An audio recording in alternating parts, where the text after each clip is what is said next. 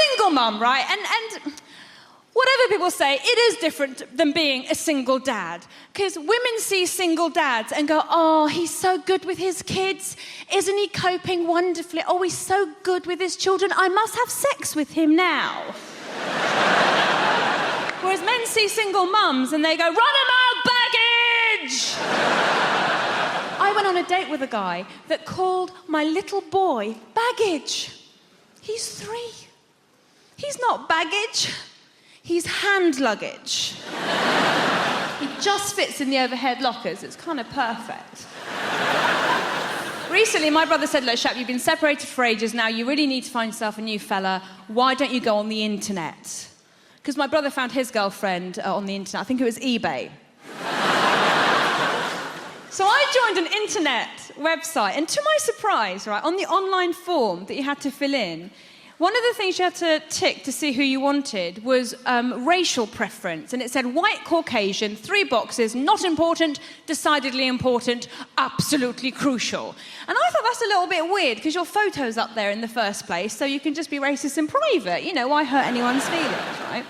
So I want to show you this. I wrote an email to the administrator of this website. I wrote him an email, basically, in a nutshell, going, what are you on, mate? And he wrote back, going, the choices we provide on our matching algorithms, I had to look that word up, nothing to do with sex, are for our users to find the perfect match. They are in no way indicative of someone being racist at all. White, Caucasian, absolutely crucial. Right, so I wrote back going, shut up, a bit more coherently than that. And then he wrote back and said, some people are more stringent than others when it comes to finding a partner. Doesn't that sound like a real dig at me? Like, oh, you'd shag any old colour. We merely help them find the right person by enabling them to measure height, weight, occupation, level of income, and ethnicity. Thing is, height, weight, occupation, level of income, they're all things that can be measured. How do you measure ethnicity? I had no idea how to measure my own when I was filling out the form. I had to look on a Dulux colour chart. Turns out I'm natural calico. This correspondence went on for quite a while, right? And tell me if you think I went too far. Eventually, I sent him a copy of the Nuremberg race laws. I'm not saying that this website is a Nazi organisation. I just think we should nip things in the bud at source. He wrote back to me and said, Dear Shappy, I've enjoyed our correspondence. I have now noticed your name is Shappy Corsandi. Might you be the same Shappy Corsandi I saw on the Michael McIntyre Comedy Roadshow? If so, I am single. And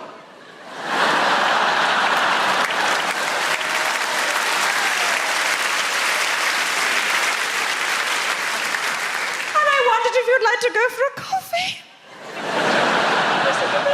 Won't this be a funny story to tell our kids? Smiley face. I wrote back.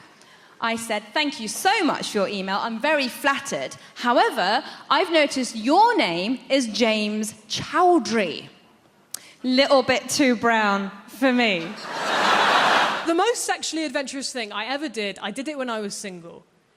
When I was single, I ordered the #1 vibrator on the Love Honey website. And the Love Honey website is a sex toy website, for those of you pretending not to know.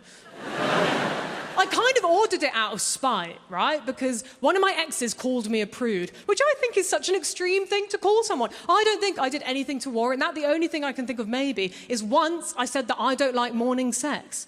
That's not a big deal. That doesn't mean that I'm not sex positive. I just don't think you should do something that disgusting in the morning. Not whilst the blackbird is singing his morning tune. But I went on the website. It was late at night. I just ordered the first one on the list because I thought that will be good. That will probably be quite nice. The thing that arrived is so terrifying. It plugs directly into the wall. It has one of those on the end of it. It uses mains electricity. It needs to be pat tested.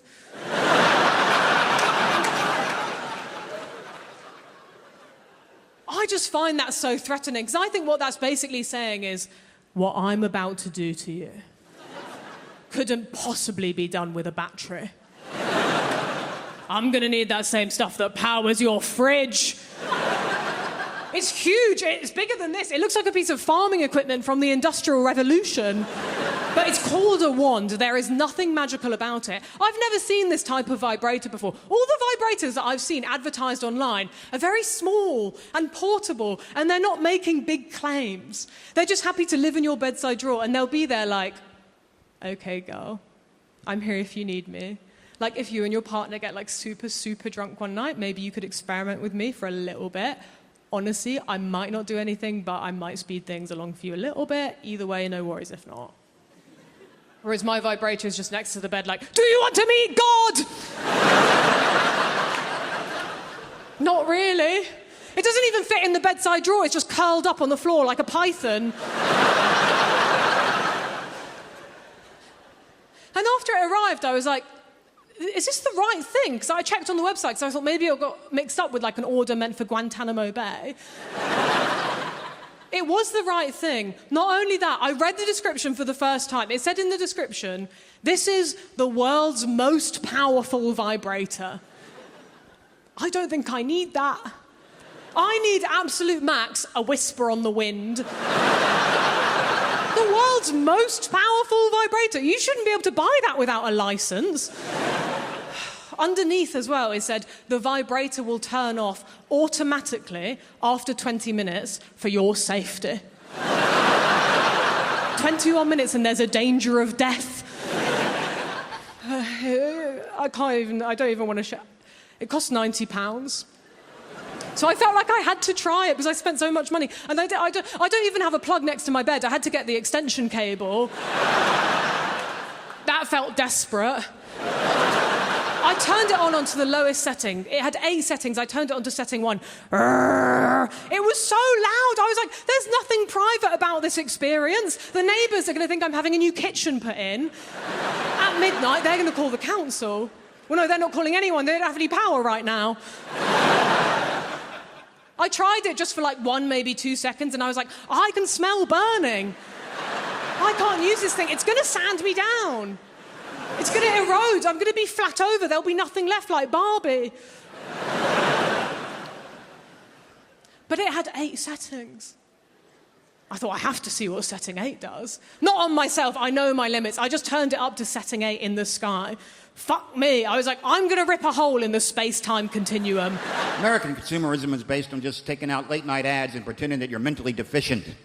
Just screaming at the top of your voice. Come on down to Wally's World of Mortgages. That's right, we've got mortgages. I'm crazy. The boss left with the keys. I'm by the safe. I don't even work here. We're going to give you a mortgage. Even if you never heard of the word mortgage, come on down here, we're going to give you one. Can't pay us back, won't pay us back, we don't give a shit. Even if you're a trailer park crack whore popping babies out of your womb like self-rising biscuits, come on down here now, you're a homeowner. People are nuts to take advantage of that guy. He seems nuts. It's the Ad Crunch Spectacular, whole infomercial devoted to the biggest piece of shit ever perpetrated on the public. It's the Ad Crunch Spectacular. You can have a washboard stomach in 12... Who needs a washboard stomach? Gonna play hillbilly bluegrass music right off your stomach there? It's shit! Hi, I'm Chuck Norris. I used to pummel vaguely Middle Eastern-looking guys for a living. Now I'm selling this piece of shit Velcro nailed to an old ski. Flip it over, it's a canoe. Turn it inside out, it's a lady's evening dress. It's shit! You can have it by tomorrow. Of course you can, because it's a big piece of shit. That's what we do in America. We make lots of crap, but we deliver it really, really fast. Good things come to those who wait, but shit pretty much shows up right away, doesn't it? Pick up the phone. I like the Ad Crunch, bing bong, that was fast. Wacka, wacka, wacka, wacka. I'd love to tell you things are better in America, ladies and gentlemen, but, you know, I don't really know. It's, we have a fantastic president, but most Americans just want to see his birth certificate. Show us your birth certificate, Obama. Because, you know, I know I watched the elections here, and I kind of watched them. I kept an eye on them. I didn't get the full brunt of it. Basically, I left the country for a while. Gordon Brown was in charge. I came back. Now apparently the country's being led by 2 gay antiques dealers. I don't know how that happened. But at least they're getting along. As Americans, let me explain it to you. There's 2 parties in America. You probably know this. There's Republicans and Democrats. The Republicans are called the red states. Democrats are the blue states. The blue states are generally either on the West Coast or on the Atlantic seaboard. So basically, Democrat is anyone who's seen water. If you go to America, find a Republican and take them to the beach. And even the Republicans hate each other now. So they have a splinter group called the Teabaggers, the Tea Party, Teabaggers, whose leader, of course, is Sarah Palin, future presidential candidate, who spent 2 years governing 8,000 square miles of snow and would occasionally nip out at lunch to blow the head off a moose from 300 yards away. That's presidential material. Another woman who's moved to the forefront, running for a senator from Delaware named Christine O'Donnell, who's running on a platform of anti-masturbation. She actually wants to make masturbation illegal. I give that law 6 minutes. Because the Bible says it's wrong. These are her exact words. Well, if my husband has figured out how to please himself, why am I in the picture? I got news for you. You're not. No man ever whacked one out of the ballpark thinking of his wife, ladies and gentlemen. You'd be thinking of anything. You'd be thinking of a 300-pound Bavarian milkmaid strapped over a barrel, or you bang her with a kayak paddle wearing a Burger King paper crown and making her call you Mr. King Big Daddy Spanky Bottom. As you're about to shoot a ropey parabola of man jizz onto her ham-hock buttocks, David Hasselhoff walks in dressed as a Luftwaffe pilot and says you've got a tax refund coming. And if that's wrong, I don't want to be right.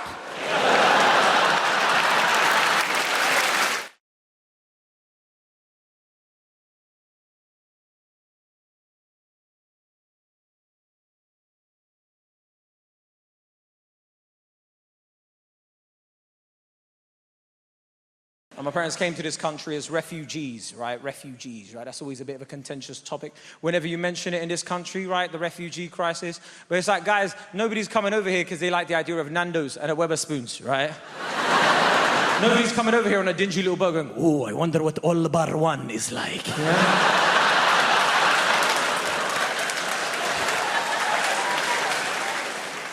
You know, the funniest part of that whole thing, right, is we call ourselves Great Britain, and then get surprised when people turn up to see how great it really is. Guys, there's an adjective in the name.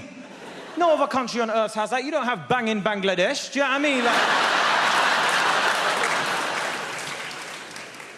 I mean? Now, my parents came over here, they came over here for a safer life back in 1990 as refugees. My dad was part of the resistance fighting against Saddam Hussein's regime, so they came over here for a safer life. They were fleeing war and persecution, came over here for a safer life and ended up moving to Brixton, South London, right? Yeah, not this new Brixton, yeah. We've got hipsters walking around going, oh my God, I love the reggae.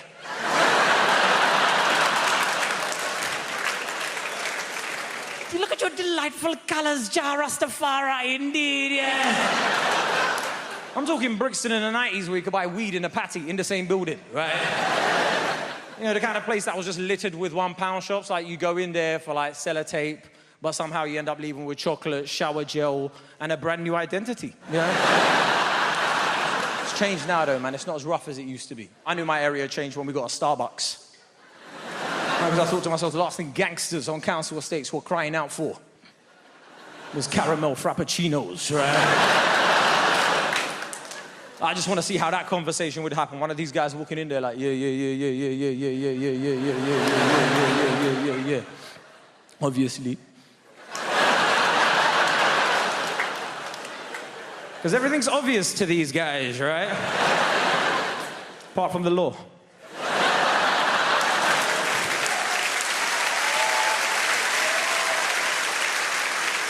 He's looking at the menu. You can imagine his confusion when he sees the word panini.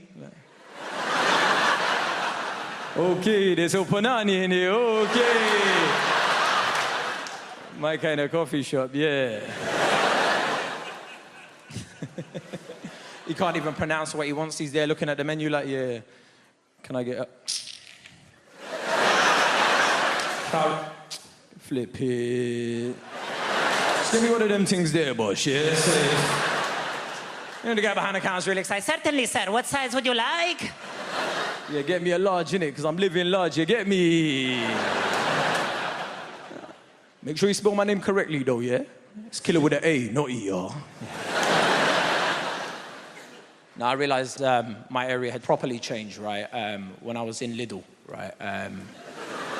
No, because, you know, I love Lidl, I even love the way Lidl sounds, like Lidl, you know?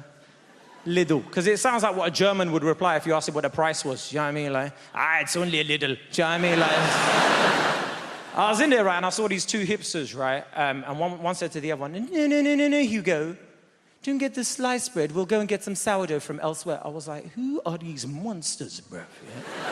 I think they're too good for sliced bread, right? Sliced bread is so good, we use it as a measurement to describe how good other things are in this country, Hugo. And is that not good enough for you? Get out of my country right now, Hugo.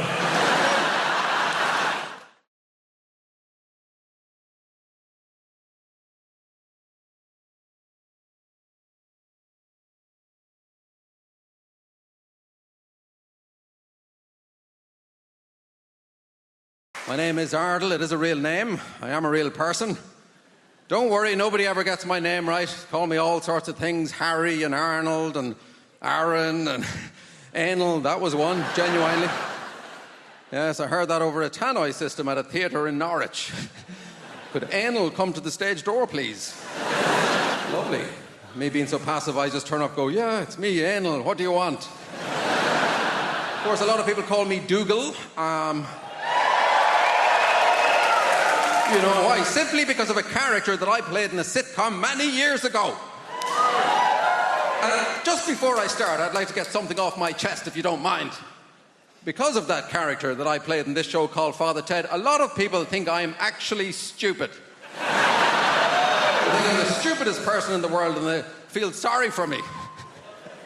Only last week someone stopped my wife in the street and said, is he as stupid in real life? And I wouldn't mind, but I was standing right beside her at the time. I'm talking to her like she's my carer, not just my wife.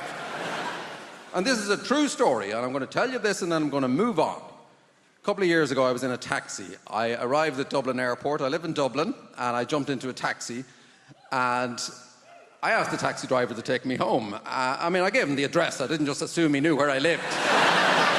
And the taxi driver just wanted to talk about this show that I was in, Father Ted. And he was looking at me with pity. And he actually asked me at one point, he said, do you remember being in it? This is my life. People wonder why I do this. Why I travel up and down the country week in, week out, try to convince strangers that I'm a normal, intelligent human being. Well, that's the reason. Anyway, I'm in the taxi. And I'm trying to change the subject to anything at all, sport or politics, and I'm trying to impress the taxi driver with my knowledge, and I'm using big words to impress him, like utensil and testosterone. And we were getting on fine. We were about 20 minutes into the journey. This is absolutely true. I suddenly remembered that I have a car. Some of you are ahead of me. And 3 days previously, I parked my car at the airport car park. And I just couldn't tell him. I couldn't bring myself to tell him. I know how the world works. One little slip up, you'd never be allowed to forget it. Oh, sorry, could you turn around? I'm such a big fool. No. I know he'd be telling everyone, oh, you'd never believe who I had in the car, that feckin' Egypt from Father Ted. So I let the driver take me all the way home. And as soon as he was out of sight, I called another taxi and I went back to the airport.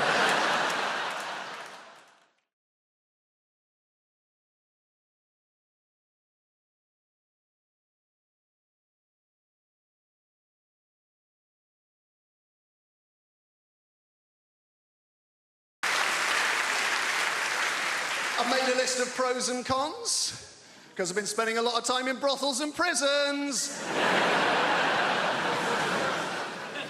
Made a list of pros and cons, always good, give you a bit of balance, Con, complete loss of all feelings of hope and possibility. It doesn't sound very good, does it? It doesn't sound much fun, does it? Pro, increased plug socket access. 1-1. I say increased. It's actually total plug socket access. I've got 32 plug sockets in my house. Each and every one of them is now under my sole domain.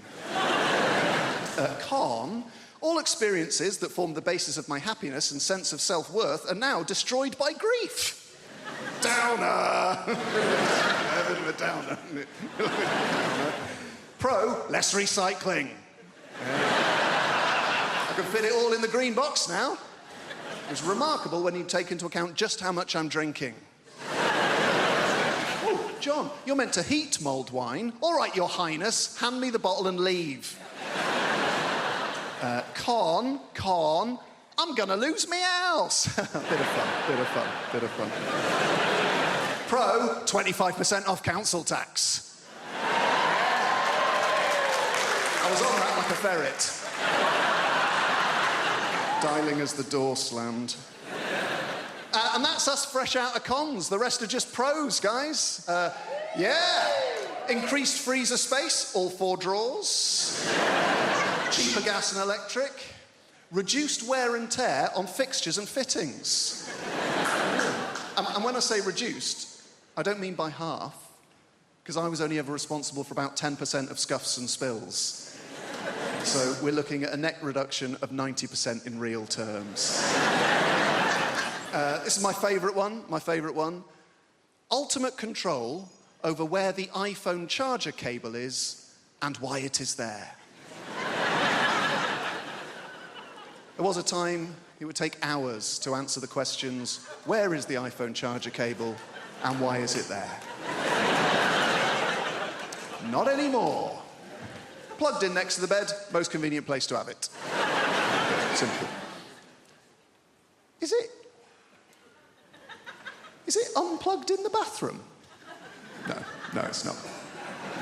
It'd be a ludicrous place to keep it. There's no plug socket in the bathroom. Is it in the front pocket of a rucksack you no longer use? That'll be the last place you look. That'll be very frustrating. Is it plugged in on a train we have alighted from? No. It's plugged in next to the bed because that's the most convenient place to have it. My daughter and I were really close. I took her out for some festive cocktails last week, and we went to one of those lovely fancy sky bars down on the south bank of the Thames. And as we were queuing to get in, they were doing very, very thorough bag checks on the door. My daughter's face just fell, and she said, Mum, they won't suspect you. Can you put my weed in your pocket? Oh, that's a bit's gone wrong here, hasn't it? Can you put my weed in your pocket, please? And where was I going to put my cocaine? But we got in, we had the most wonderful night, and we kept getting free cocktails. There was a very, very good-looking young waiter, wouldn't let us pay for a single thing. At the end of the night, that waiter came over, he bent down, he said to my daughter, he said, if you weren't here, I'd take your mum home with me. I couldn't believe how long it took to get an Uber for my daughter. It was...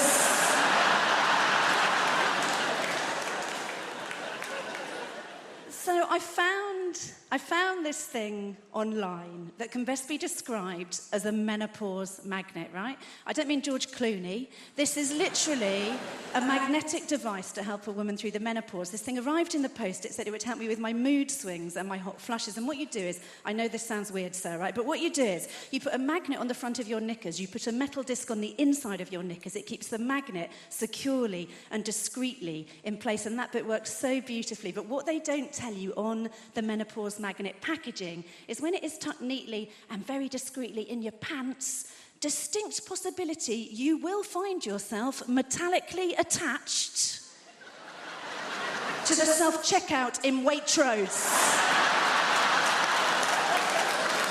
The unexpected item in the bagging area. I just rang it through as a butternut squash and I pissed off. I felt so stupid. The week before, I'd spent a whole 10 minutes attached to my tumble dryer. I mean, it was a very nice 10 minutes if I'm... It It took me so long to decorate the tree this year. All the baubles kept getting stuck in my pubic triangle. I've still got at least one novelty Santa down there. But no, they're really powerful magnets. Honestly, so if you've got any metal fillings, I'd shimmy back a bit and shut your mouth. A pandemic was no place for a menopausal woman, right? Do you remember when they were taking your temperatures everywhere before you could get in? We were only ever one hot flush away from getting fully cancelled. It was... I remember the last time it happened so clearly. I was out with a friend, we were trying to just get a pizza, and they were taking temperatures on the door, and the guy took mine, and he looked at me, he said, "There's a problem." And I said, "What do you mean there's a problem?" He said, "I'm really sorry, there is a problem." And I said, "Am I a little bit overheated?" That's funny, because I'm a 50-year-old woman. I've just spent an hour and a quarter on the Northern Line wearing a mask, and I raised 2 children single-handedly. I gave birth to them with no pain relief while their dad complained his back was hurting, and I haven't had a good night's sleep in about 2 years because of my anxiety, my irrational crying, and my vaginal dryness. I don't know what my body's doing. It should send the tears down there. That's where I really need them. And I am attached to your fire extinguisher by my pants.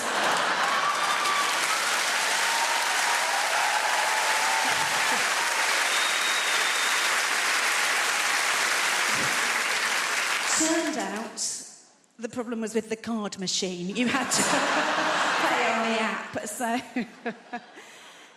said, "What do you want?" He goes, "I want a cat." And I said, "A cat? Nah, I'm not going to buy you a cat. No one gets a pet for Christmas." And you know what happened? I'll tell you what happened. There was a mouse, a little mouse. It came into the house, and the girlfriend, she saw it. She goes, "Ah, what's he doing in here? What's he doing in here? We've got a mortgage." Like, that's got to do with anything. Like, all the mice is outside there. It's like, "Hold on, guys, before we go in there, we need to see if this is rental accommodation first."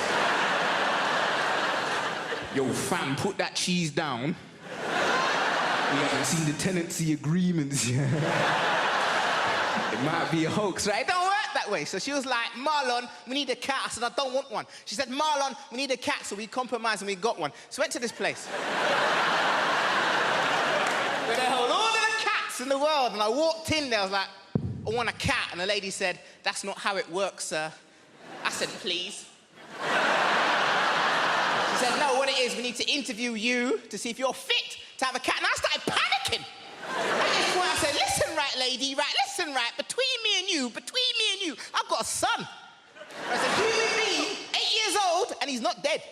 And she looked at me, she was like, "Yeah, you can have a cat." So she brought us up the stairs, man. When she brought us up the stairs, I've never seen so much cats before in my life. There was more cats than people in this room right now, right? And they were there, different shapes, different sizes. And my girlfriend, she got drawn to one cat, which was like blue and grey. I've never seen a cat like this before, a blue and grey cat, and his whiskers were out, and the tail was up, and she walked over to the cubicle where the little cat was, and she put her hand right up against it, and the cat came along, and he put his paw there. And it was like they were touching. And she was like, "I want that cat." And the lady said, "No." She said, "Why?" She said, "Well, that cat, it can't live with children." And my girlfriend looked at me like to say, "Fuck the kid." "I want that cat."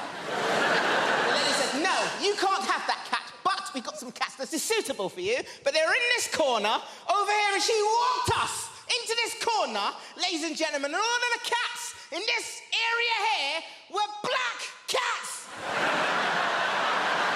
Yes, and my paranoia, that went off straight away. I was like, hold on a minute, we can't have that over there, but we can have any of these ones. I've got to fight racism in the real world, but also in the feline world as well. This is bloody ridiculous. And she said, "This one's called Denzel."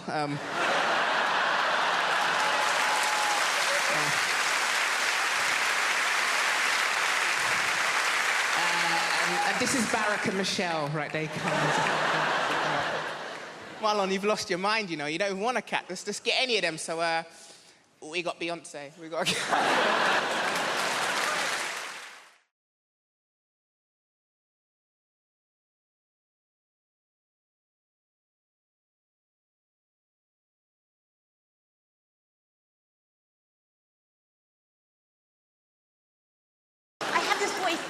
the time. You might be thinking, oh, she's hard of hearing. That's why she has that voice. No. I want you to know, no, I don't. It has nothing to do with the hard of hearingness. It's just an extra. Just a kiss on my forehead from God himself. Just an extra. I live with, this is my all the time voice. This is my sex voice. This is my sex voice. It is, I have sex, I go, oh, I love that. I go, oh, can you do that but slower? That's what I say. That's what I say. I say that during sex. I want you to know I do have sex. I want you to know that. I know if I say it, it makes it sound like I don't have sex, but I have sex. Okay, I have sex with people, and people have sex with me.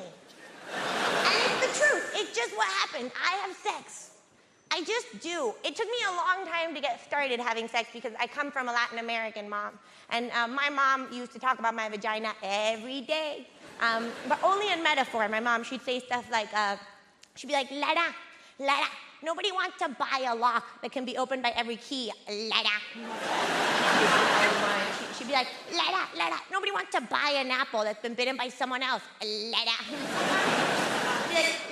Lara, if you give them sex too soon, they won't stay with you forever. Lara. That one's pretty straightforward, not really a metaphor, that last one. Pretty straight to the point, that's kind of what she meant with the whole thing. It took me a long time to get started because of that. And I live in the Netherlands, 6 years now I live there. It's great, it's good. I live now with my partner, an Argentinian guy, Fernando, okay. We live together, I love him. I brought him over, actually, from Argentina. We met in Argentina, and then I brought him over to live in the Netherlands on my back, me, him, and a donkey. It took 3 days and 3 nights, long and arduous, but we made it. We made it, now we live together there. It's good. I love him. He has no sense of smell. What a good disability to have in a partner, if I may. The best disability to have in a partner. Because as a partner, you can be nasty. You can. You can be as nasty as you want all of the time. Of course, not good to be nasty because then you have to live in the nasty as well. And that part you forget about. You forget. Sometimes I'm like, ooh, I can fart while I eat. But then you have to eat in a fart, and no one wants, like, if you can choose to not eat in a fart, maybe better to just eat in clean air.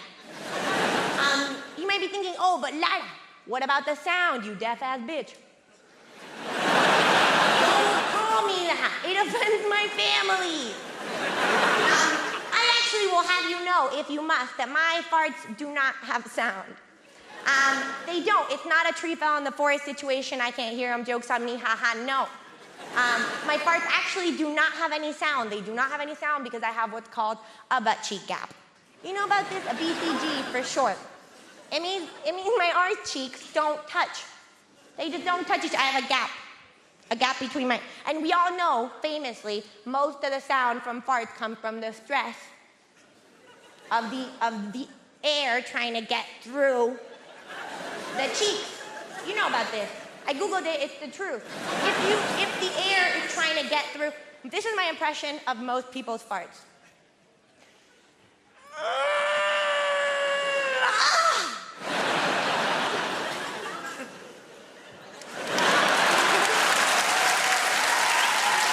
And this is my impression of my farts. Come straight out because I have a butt cheek gap, which means I can fart while I eat if I want to. I don't, but I want you to know that I can. Sometimes people come up to me after shows and say, I don't like female comedians. They talk about sex too much. I say the reason why women comedians such as myself talk about sex all the time is because, well, sex is one of the few things men allow us to participate in. I am an identical twin. I know. I get asked, how do people tell you apart? And the answer is it's pretty easy, because I live in London and she's dead. Relax,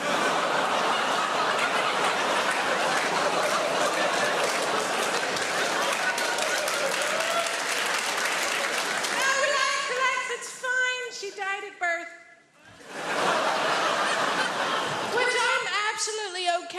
because that means I'll always be the pretty one. You'll be relieved to know that being American is not my only disability. I also have a very mild form of cerebral palsy. It's not a big deal. In Japanese, it's called no seishou ni mahi. Sounds very exotic. In French, it's called infirmité motrice cérébrale. It sounds much more expensive.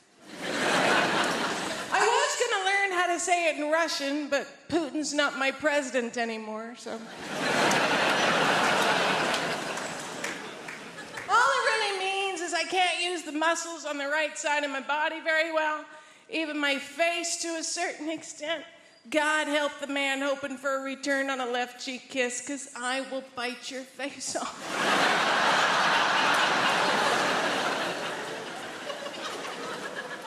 Mostly, though, it's my right arm and hand that I can't use. I can place most things in my hand and hold them. I can also give people the finger, if you're into that sort of thing. Just takes 20 minutes. And when I walk with a limp because I like big dicks if I can't not. I do. My mom, she feels responsible for my disability because she is. No, I don't want you to get the wrong idea. I love my mother very, very much. If it wasn't for her, I wouldn't be a comedian. But I would be able to use both hands. I moved to London 5 years ago, but I've been coming to the UK every summer for years and years before that, because I fucking love you guys. I do. I genuinely cannot get enough of you and your no-can-do spirit.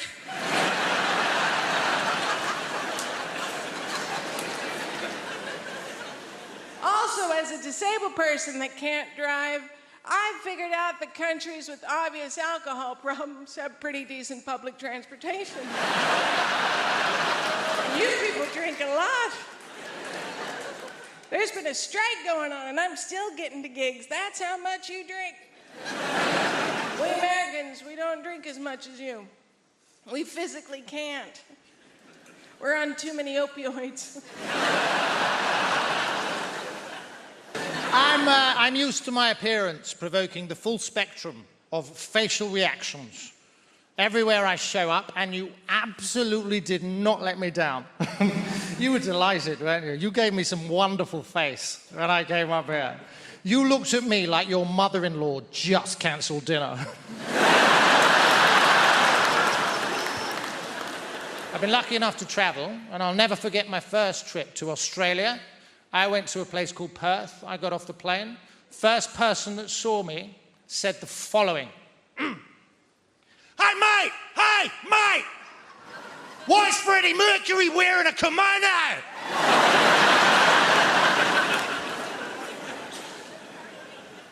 Huh. Hey, mate, why is Freddie Mercury wearing a kimono? Now, this man opened the interaction with the words, hey, mate. Our eyes met, right? I was the mate. Case closed. Then he said, why is Freddie Mercury wearing a kimono? I looked around, there was nobody else there. I was persons 1 and 2 in the rhetorical question. I've never met this man, and already, grammatically, I'm on the back foot. I wasn't going to put up with that. You would have been proud of me. You can't show any weakness. I summoned up every ounce of testosterone in my body, and I fired it ocularly at this chap.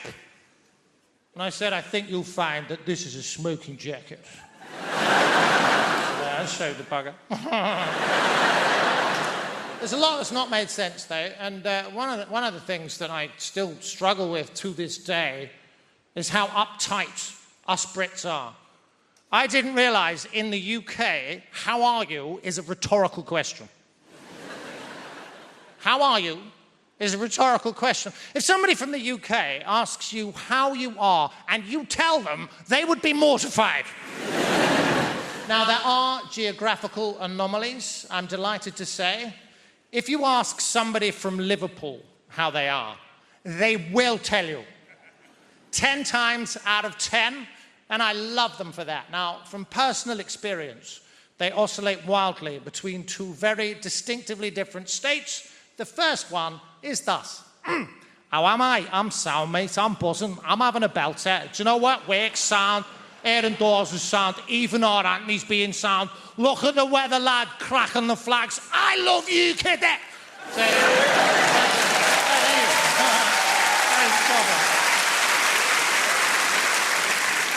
Apologies for the accent, by the way. I have the ability to blend in seamlessly with my environment wherever I go.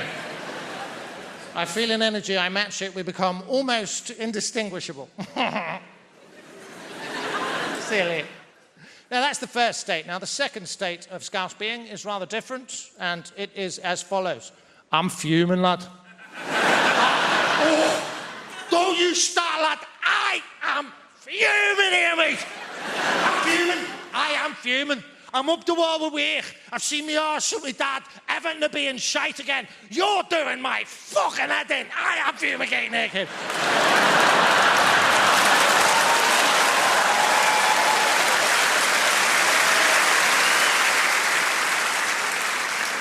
You know toe rings? They are rings that we wear on our toes. Then we have rings, earrings, rings people wear in their ears, yeah? Eyebrow rings, nose rings, belly button rings. But these ones, rings. Because if these ones were called finger rings,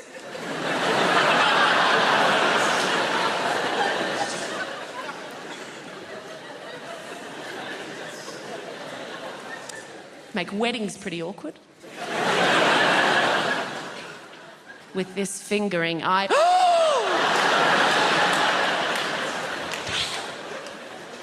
make proposal stories really awkward. Oh my God, so last night, John came over and out of nowhere just gave me the most incredible fingering. I know! I'm so happy. I mean, he asked my dad's permission first, obviously. And my dad was like, you go for it, son, you give her that fingering. And he came over, and he looked at one knee, and he said, darling, I want to give you this fingering. It's the same fingering that my grandfather gave to my grandmother.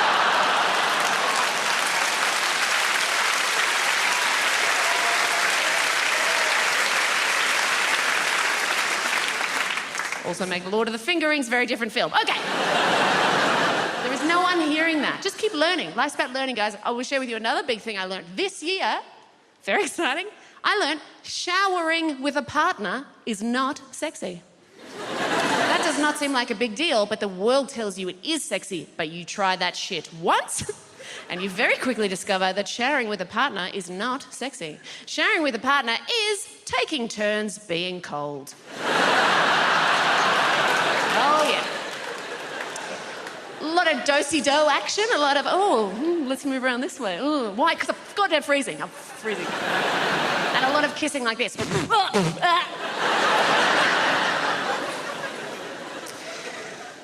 But mainly, as I get older, I just keep finding out shit that I'm wrong about. Like, you grow up and you go, I know these things, I'm sure, and then wrong.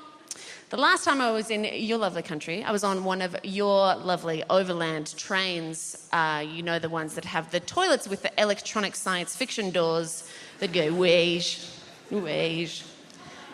Now, I was sure I knew how to lock those. Nah, turns out I know how to shut them, yeah. And 12-year-old boys on the other side know how to push the open button. And I don't know if you've ever been sat on the toilet when the door opens, but look, it's everything you dream it will be. And a little bit more. Now, the thing with those doors is they take quite a long time to open. So I was desperately trying to find the close button, eventually found the close button, but the thing is, as they take quite a long time to open, similarly, take quite a long time to close. So I got to maintain eye contact with an understandably horrified 12-year-old boy as his face was being very slowly covered. It was kind of like this. And it finally shut. I sat back down and went, oh my God, I am never wearing a jumpsuit again. As much as you want to save animals, I'm pretty sure you're not going to do it by buying cosmetics. Pretty sure you can't walk into the body shop and buy some burdock root peppermint oil foot scrub, and some little badger somewhere in Scotland is going to go, wow, I feel a whole lot better about my life right now. Somebody's buying that burdock root peppermint oil foot scrub. I don't see the point in testing cosmetics on rabbits anyway, because they're already cute. Slather some lip gloss and eyeliner all over. Now they're all gussied up like some $3 whore. There's no dignity in that for a rabbit whatsoever. You want to test out cosmetics? Test them out on big game, because they stink. Get up under a hippopotamus there and get some roll-on deodorant under his armpit. See how fresh and self-assured he stays all day, huh? Little lip gloss on a beaver. Real beaver. Stay with me, fella. Real beaver. Right? Dam-building, log-eating beaver. If he's charged through 60 logs and he's still wearing that lip gloss, that's some damn good lip gloss right there, ladies and gentlemen. You know this whole thing about, you ever meet someone famous and you tell your friends, and then they say, well, what was he like? Because all they really want to hear is that he was a prick. So they like to say Tom Cruise is the nicest guy in Hollywood.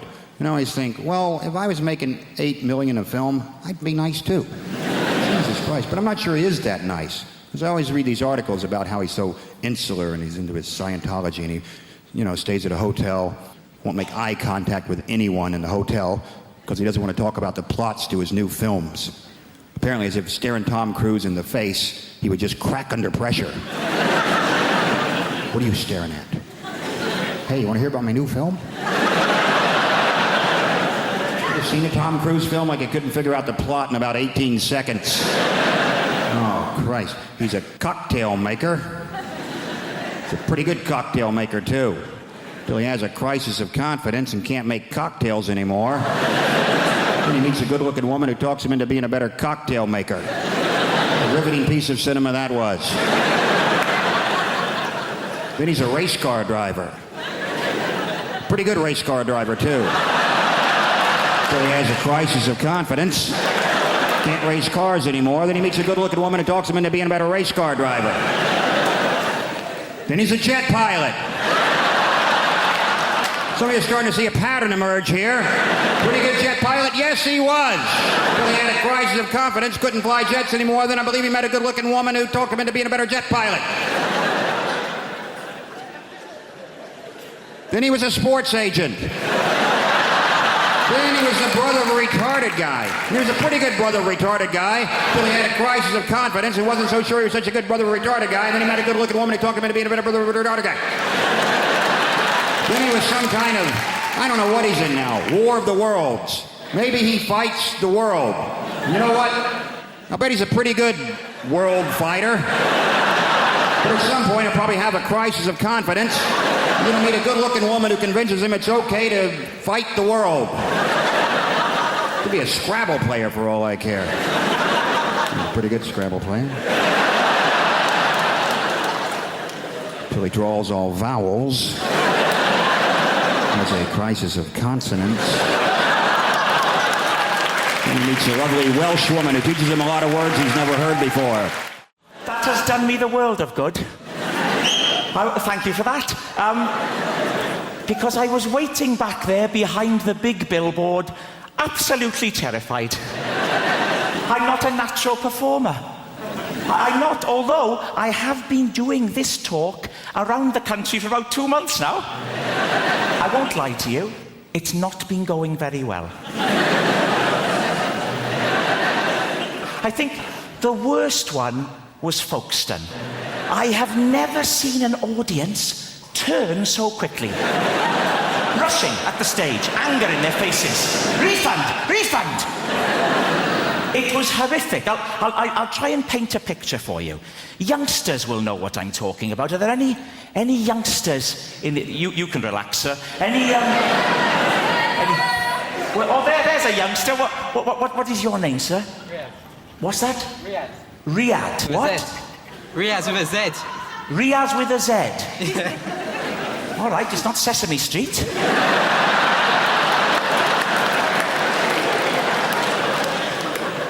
Riaz, how old are you?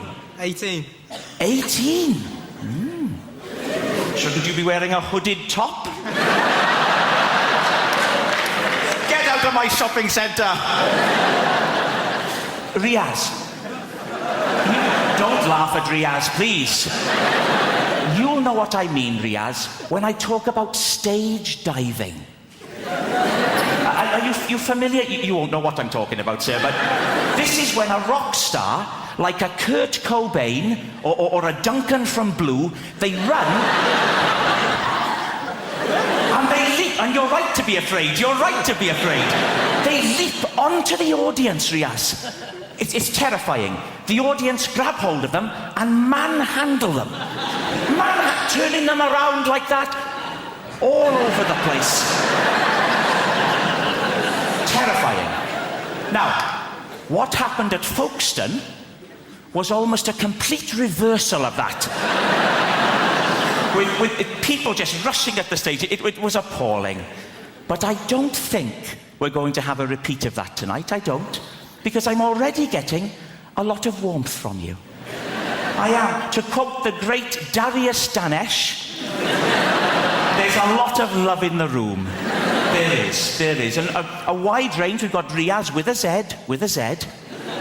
No one can take that away from you, Riaz.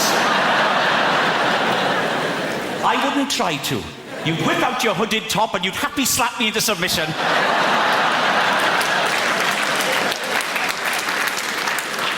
But it's a friendly crowd. We've got a proper... Look, here we go. Right down in the front, there's a chap here wearing a T-shirt with a slogan on it. Unbelievable. A grown man. What is your name, sir? Chris. Chris, with a Z?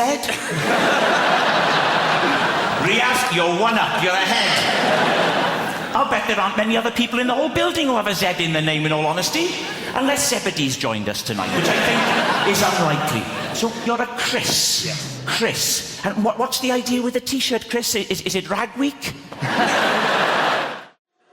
I was going to be a doctor. Got as far as A-level biology, and we had to cut open a rat. Remember that? You had to cut open a rat, and I discovered I couldn't stand the sight of blood or anything vaguely biological. Just had to switch it up. I was like, Mum, I had to tell my mum the doctor thing wasn't going to work out, but it was all right. I said, I'm going to be an engineer. And my mum was like, engineer? It is on the list? Okay. And then she turns to my younger brother, you will be the doctor. And that's how it ran in my family. She wasn't impressed when I decided to become a comedian. That conversation didn't go very well because I was an engineer. I worked as an engineer for years. I used to work for Otis, repairing lifts. That's what I did. And my mum was proud. Yes, my daughter, she's an engineer. And then I left that and decided to become a comedian. My mum was not impressed. She's like, comedy? Comedy? What the hell is comedy? I'm going to tell my friends in Nigeria, My daughter is a clown.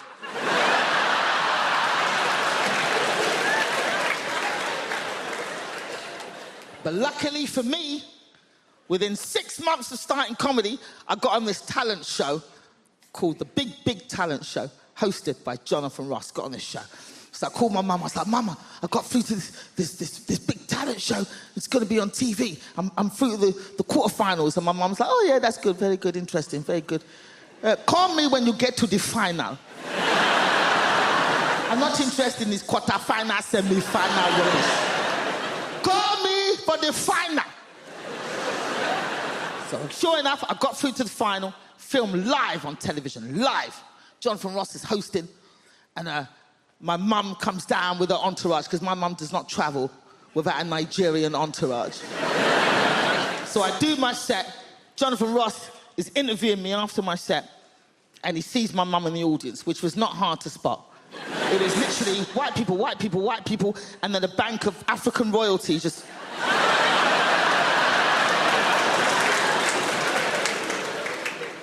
So Jonathan points to my mum and he goes, is that your mum?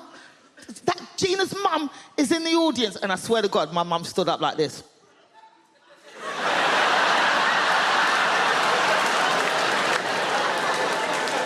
Yes, that is right. I am the reason the clown is here. I am the reason.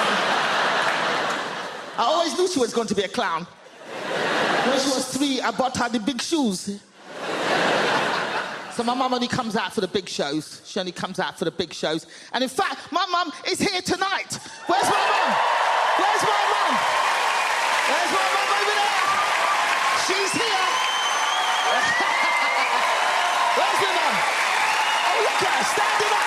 Look at her, there she is.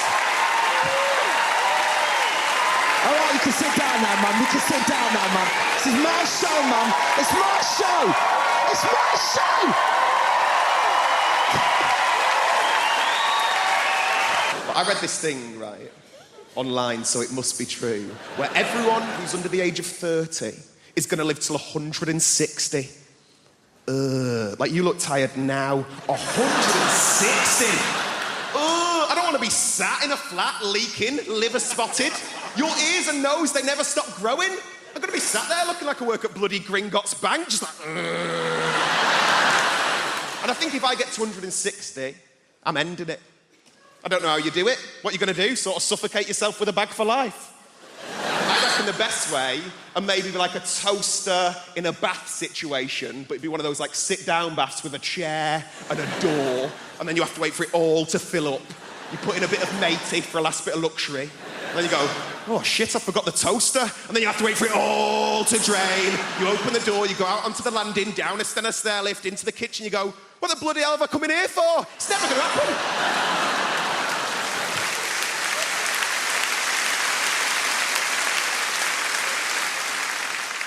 I'm trying to do more nice things, though. That's what I'm trying to do. Because I've never really done anything with my life. I did a thing recently. I went to go and give blood for the first time. Has anyone ever done that? It's just one woman like, yeah, I did it today. It's amazing, but I thought you did it in like a hospital or like a sanitised medical centre. You don't. You do it in like a rugby club or like a methadone church, right?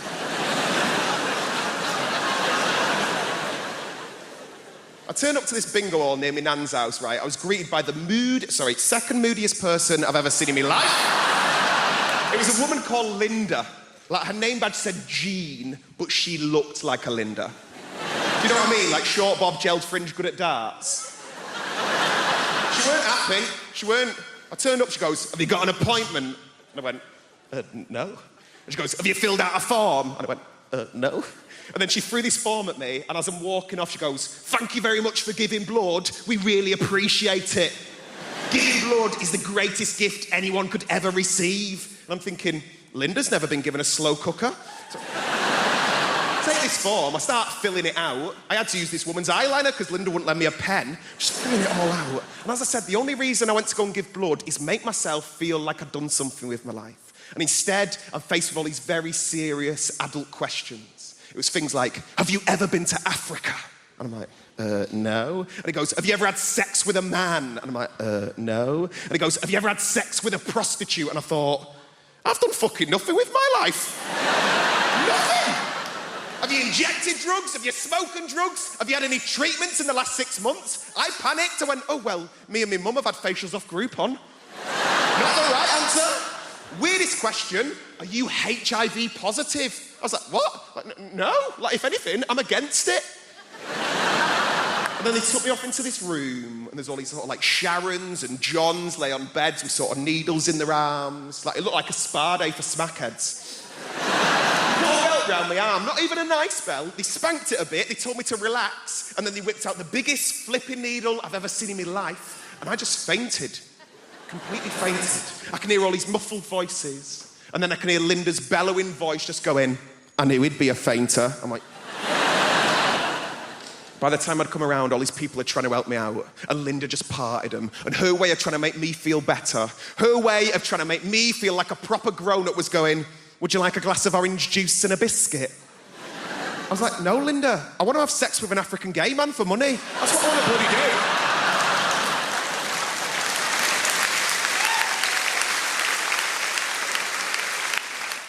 I So I get to travel with this job a lot, which I enjoy. I get recognised as well, which is a strange experience. It's not always from being on TV. Sometimes you just get recognised the next day if you've done a gig somewhere. Like I had this recently. I was up north, and I'd been doing some gigs. The next day, I was just in the hotel having my breakfast, and there was a couple in the corner, and I could see they kept looking at me. This couple must have been sort of in their 50s, and they kept looking over at me, and I was just having my breakfast. And as they got up to leave, they came past my table, and they stopped. And the lady said, "Can we just say," she went, "You were amazing last night." I said, "Oh, wow, thank you so much." She was like, "Honestly, our cheeks are still hurting." I was like, "Wow, thank you." And her husband was like, "We just love finding new people." I was like, "Wow, thank you so much." And they walked away, and a few people turned to look at me, and I thought, oh, they're probably quite disappointed. They don't recognise me. They don't know who I am. And then I thought, no, that's not it at all, is it? It's because at no point during that interaction did anybody mention that I was a comedian. So all that happened was this couple approached me over a hotel breakfast and said, "You were amazing last night. Our cheeks are still hurting. We love finding new people." But of course, the issue is there, that the people there, of course, you can't tell from looking at me like I'm a comedian, because you can't just judge someone just by looking at them, can you? I mean, you can, but you shouldn't. But you can sometimes, can't you? You know, like, for example, if you see a man over 55 with a ponytail. You can make assumptions, can't you? Like, he's either a magician or he knows karate. You know one thing for sure, he's definitely divorced. Like, you shouldn't, but you can is my point. But of course, ultimately you can't, and you can't judge someone just by looking at them. Like, you wouldn't know, for example, you wouldn't know from looking at me that I've got epilepsy, would you? Because I haven't. No, I do, don't worry, it's fine, it's good news, I've got it. In fact, fun fact for you, I had my first ever seizure during National Epileptic Week. Which was fitting.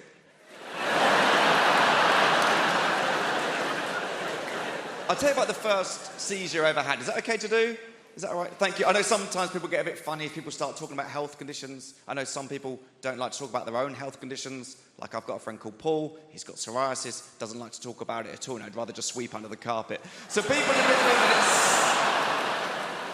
Some big fans of psoriasis stuff down here. There's more if you want it.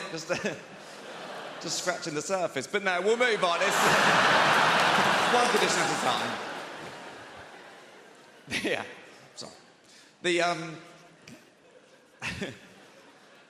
The first seizure I ever had, it was my first year at university. I was in Topshop trying on a pair of jeans in Topshop. I had no idea that I had epilepsy. I just went in there to try on these jeans, fell to the floor, I had a seizure. I woke up, still in Topshop. I had no idea what was going on. I just woke up. There was this bright light and 3 women looking over me. I thought I was in heaven.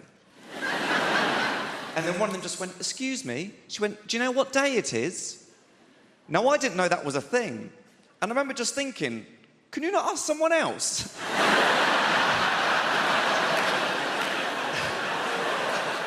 So to me, this woman had just walked into Topshop and just gone, "What day is it?" Oh, that's that guy there on the floor. The one who's bleeding from the mouth and appears to have wet himself in a pair of jeans that he'll be forced to pay for, which is unacceptable. I was glad when they went under. Whenever I talk about my Prosecco punch, there's always a very specific laugh in the audience. I've learned to recognise it. It's just over there tonight. It's this. And I know what it is now. That is the laugh of a thin yoga woman. And I know what the laugh means. The laugh is like, "That's funny, but I'd kill myself if I looked like you." But I promise you, there's advantages to having a Prosecco punch. Make some noise if you got one. 2 female laugh for the bodies in the room. Don't be shy, lads. I can see you. It's quite well lit. Let's try that again. We're all being honest about ourselves. Give us a cheer if you got a Prosecco punch. Boys, boys, boys. The thing is, if you have a Prosecco punch, there are advantages to it, right? 2 main ones I can think of. Number 1, I don't want to be crude, but I can take some hammer. Yeah, it's true. I can give you a list of names that can attest to that as well. Not surnames. Now, the other thing is my Prosecco porridge always gives me the greatest slice of joy, right? You know those 3 incredibly hot days we get that we pass off as the summer, right? I absolutely love those because that's when I get all my tanning done. I'm taking it very seriously. I go and get a chair from the kitchen. I go and put it slap bang in the middle of my garden, right? Because all the sun hits there. I've not got outdoor furniture. I'm not a Tory. So I pop it there. And then I get as naked as is legally possible. So I've got full spaniel's ears out. Smallest knickers I can find. You might be worrying about me now, because this is obviously filmed in London. I live in the countryside. I've not really got neighbours. I've got one lad who can see into my garden. He's depressed. He's not looking out his window for 3 weeks. We're fine, right? I also get very precious when I'm doing my tanning, right? Very precious. So what I'll do is I roll my knickers down as small as I can get them, because I'm like, I don't want tan lines, actually. I don't want tan lines. I've got a bush like a badger, but I don't want tan lines. It's got TV. I don't want tan lines. You're not allowed near cows. So I lie there, drinking it in, and as I lie there, think to myself, you know what? I am going to get up, and I am going to go to the freezer, and I am going to treat myself to a 3rd Magnum of the day. Because I'm a special princess and I do deserve it. Thank you. For all the people who are allowed ice cream up there in that one section. Lactose intolerant in the stalls.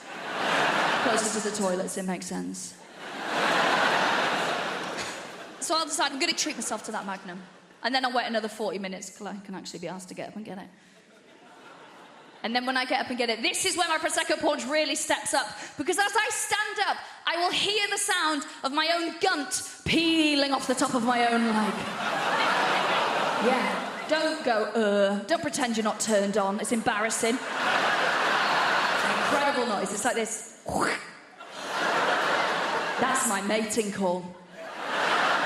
It is. I just see a row of bald heads along the fence like that. Just divorced dads who are like, is that low self-esteem I can hear? Do you want to come to Pizza Hut and be a mum for 2 hours? I sort of feel like if you've got enough money, you can sort of just pay somebody to diagnose away your shit personality. And I consider that money well spent, by the way. I would recommend it to you.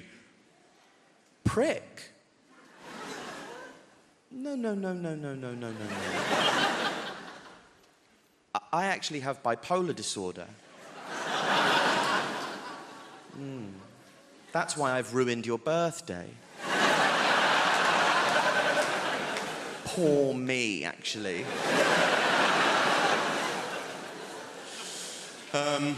Now I always thought there was a system. Like, adult ADHD has changed everything for me. I didn't realize that was a thing. I thought it was a childhood thing, but now there's adult ADHD, which has confused the whole process for me. I thought the process was that if you had a child who was shit, you would say that they had ADHD. And if that child who is shit grows up to be a shit adult, you would say that they had bipolar disorder.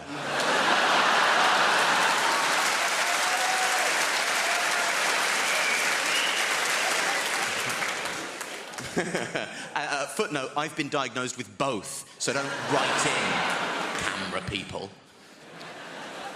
Anyway, a lot of people might suffer with mental illness, and that's, it's a pervasive phenomenon. A lot of you might have depression. That's your sort of garden variety mental illness. That's your standard fare.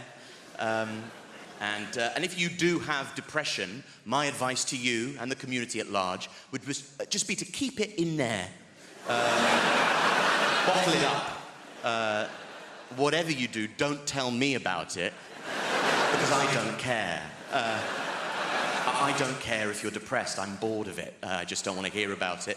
And I just can't be. And also, it's just not a good thing. If you have depression, don't tell me. Because as somebody who suffers with depression, you should know how pervasive depression is, that many people suffer with depression. So if you tell me that you have depression, that might make me depressed. And that doesn't really feel like a problem halved, does it?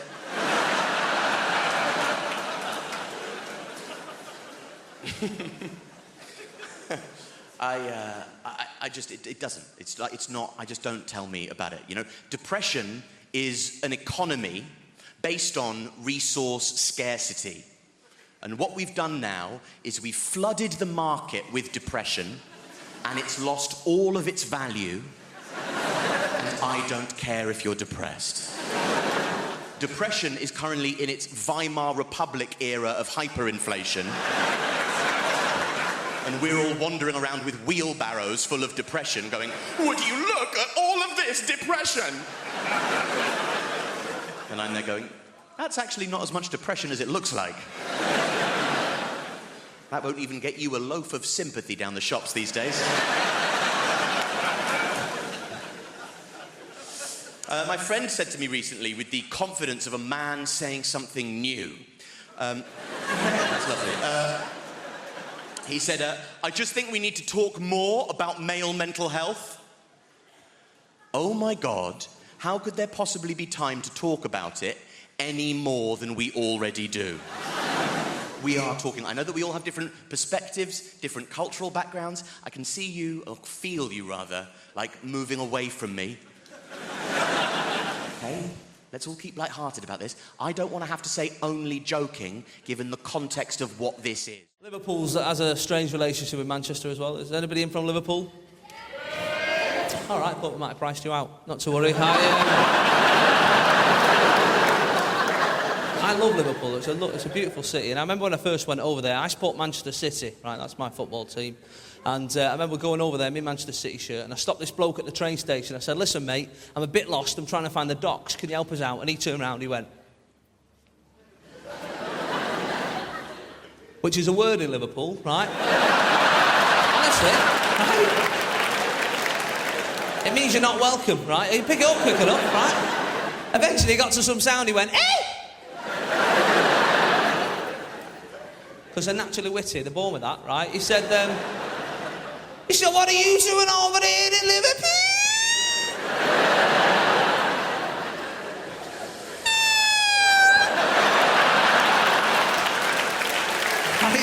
I love him. I do. Now, at that stage, you're tempted to say calm down, but that makes things worse, right? You don't like that.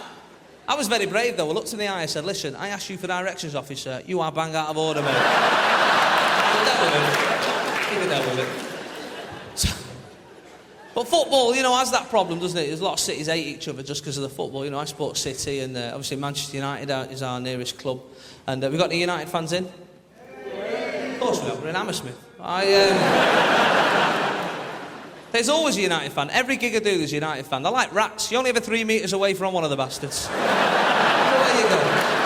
Everywhere you go is a red. I love football, but I'm getting to this stage where I'm starting to dislike footballers. I don't know if anyone else has this problem, right? But these like multi-millionaires running around the pitch, you know, every 5 minutes. I've hurt myself. There was a bloke a few weeks back, he missed 3 Premiership games with a dead leg, right? Now, that's not an injury, is it, a dead leg, right? When I was a kid, I had 3 dead legs in one day once, right? And that was for free. I still have to do PE and walk home. That's not an injury, mate. My granddad's favourite footballer was a German goalkeeper called Bert Trautmann, right? Now, in the 1956 FA Cup final, does anyone know what happened to old Bert?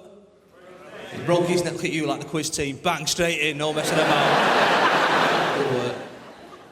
He broke his neck and carried on playing, right? That's how hard they were in the 50s. The metatarsal, not even invented in 1956. He just got up, carried on diving about with a wobbly head, right? Not bothered. Not bothered. Not these days. It's the fans keep shouting nasty things at us.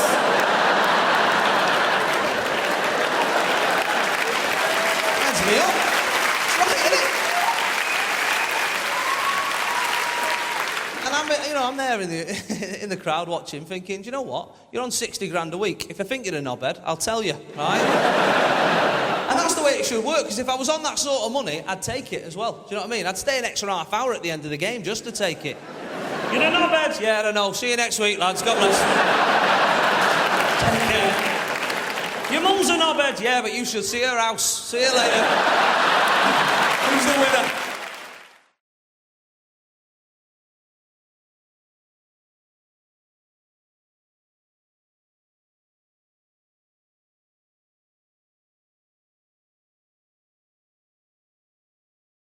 I used to chase women quite a lot. Things were different back then, you know. It was like you had to go out on the hunt as a man back then. Back in the 70s, you had to put a nice splash of Paco Rabanne on. You stand there with your mates. There was no Facebook, none of this nonsense back then. You went in cold. You went in cold. You're there with your mates Friday night, you've had a couple of pints of lager, got your shirt ironed, jeans pressed. You say to your mates, look, I'm going to go and get them birds over. When I bring them back, don't mess it up. Walk over to them. Evening, ladies. I know it must have hurt when you fell from heaven. Maybe my friends and I could ease the pain by buying you a few drinks. No, fair enough. Come on, we're going. We're only coming here on lesbian night, aren't we?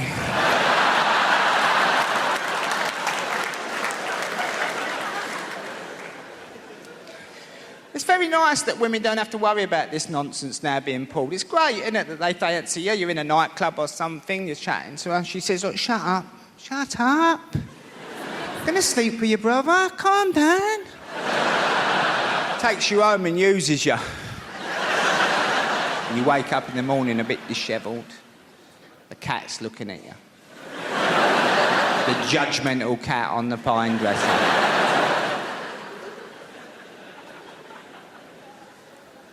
But the worst thing has happened in all the commotion. You've forgotten her name. Now, I'm a bit old-fashioned. I think if you chomped on someone's fanny, you should remember their name, you know what I mean? It's a little bit of a rule of mine.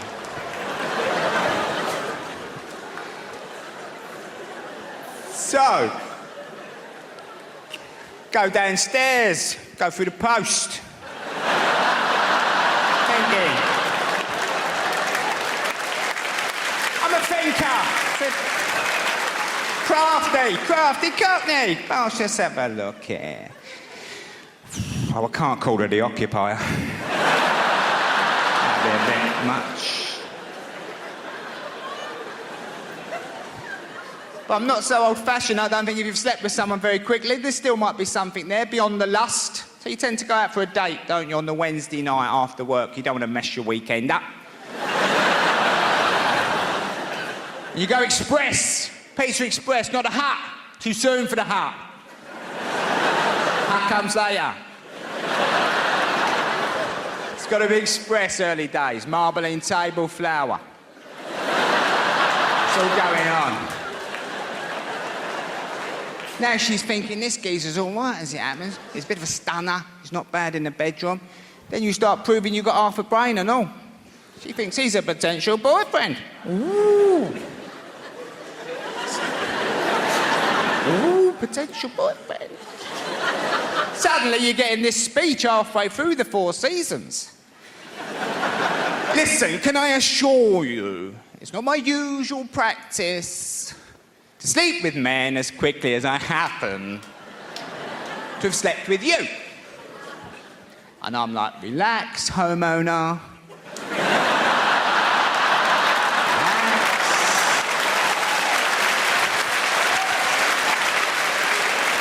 And this is what I'm talking about, the assumption that if you're in a place like that, you obviously are the help.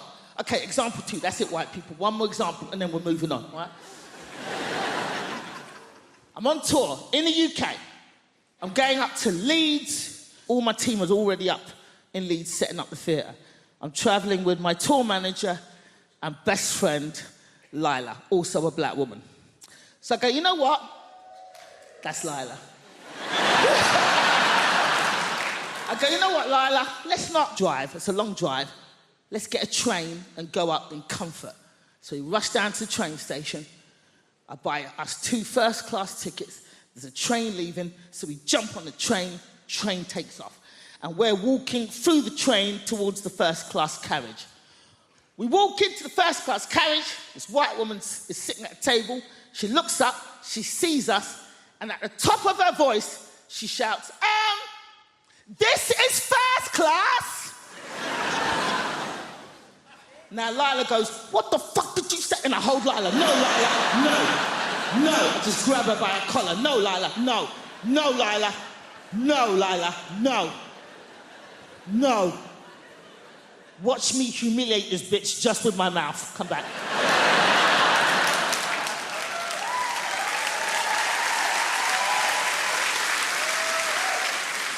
So at the top of my voice, I say, thank you, lady. But what was it about us that made you assume that we didn't belong in the first-class carriage? She starts to fumble. Everybody on the train just kind of leans out from behind their seats.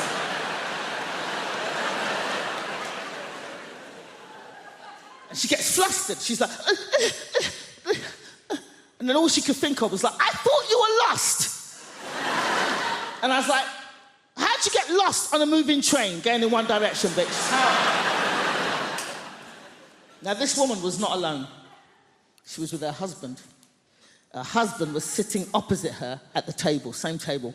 But we did not see her husband's face for this entire confrontation because the entire time he was hidden behind the newspaper, just... His hands never came down. All we saw were his knuckles just gripping that paper. And they were in their 60s. So they'd obviously been married a long time, and he's behind that newspaper going, ah! Nosy, big-mouth cow! 30 years we've been married, and every day of those 30 years I've said, mind your own fucking business!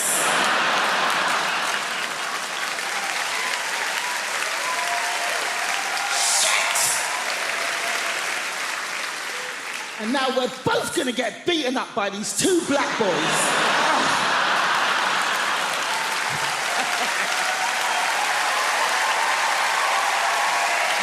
But as much as you want to save animals, I'm pretty sure you're not going to do it by buying cosmetics.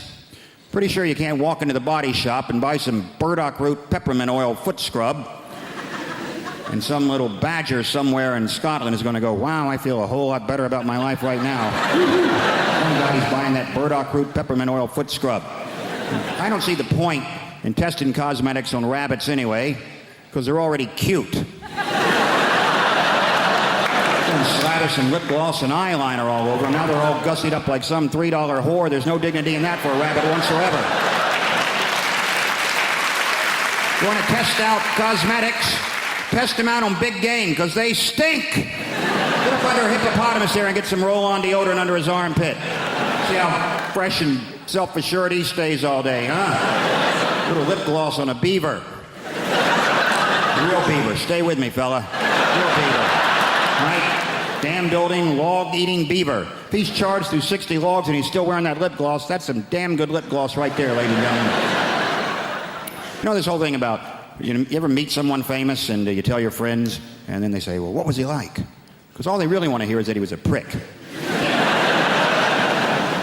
That's why they like to say Tom Cruise is the nicest guy in Hollywood. You know, I always think, well, if I was making $8 million a film, I'd be nice too. Jesus Christ. But I'm not sure he is that nice. Because I always read these articles about how he's so insular and he's into his Scientology and he, you know, stays at a hotel, won't make eye contact with anyone in the hotel because he doesn't want to talk about the plots to his new films. Apparently, as if staring Tom Cruise in the face, he would just crack under pressure. What are you staring at? Hey, you want to hear about my new film? You seen a Tom Cruise film like he couldn't figure out the plot in about 18 seconds? Oh, Christ. He's a cocktail maker. He's a pretty good cocktail maker, too. Till he has a crisis of confidence and can't make cocktails anymore. Then he meets a good-looking woman who talks him into being a better cocktail maker. A riveting piece of cinema that was. Then he's a race car driver. Pretty good race car driver, too. Till he has a crisis of confidence. Can't race cars anymore. Then he meets a good-looking woman who talks him into being a better race car driver. Then he's a jet pilot. Some of you are starting to see a pattern emerge here. Pretty good jet pilot? Yes, he was. Till he had a crisis of confidence, couldn't fly jets anymore. Then I believe he met a good-looking woman who talked him into being a better jet pilot. Then he was a sports agent. Then he was the brother of a retarded guy. He was a pretty good brother of a retarded guy until he had a crisis of confidence. He wasn't so sure he was such a good brother of a retarded guy. And then he met a good-looking woman. He talked him into being a better brother of a retarded guy. Then he was some kind of, I don't know what he's in now, War of the Worlds. Maybe he fights the world. And you know what? I bet he's a pretty good world fighter. But at some point he'll probably have a crisis of confidence. You're gonna meet a good-looking woman who convinces him it's okay to fight the world. Could be a Scrabble player for all I care. He's a pretty good Scrabble player. Until he draws all vowels. Has a crisis of consonants. And he meets a lovely Welsh woman who teaches him a lot of words he's never heard before. Oh, yes. You know what I love about London town is we welcome all the people from all around the world, innit? I bet you he's got people from overseas in the house tonight. Overseas people, show me some love. Loads and loads and loads. What about over there? I saw a few people who was from overseas. Where are you from, guys? Australia. Welcome the Australians. There's so many Aussies in London. We even got nicknames for each other. That's crazy. You call us Poms, innit? Yeah. We call you racists.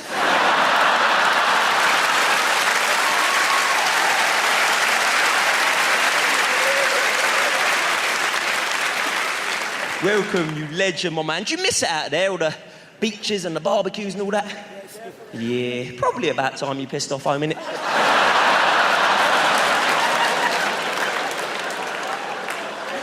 Jokes, jokes, jokes, you legend. It's just banter. Do you know what I mean? We'll have a drink in the bar afterwards? Yes. Promise you'll serve me first, though.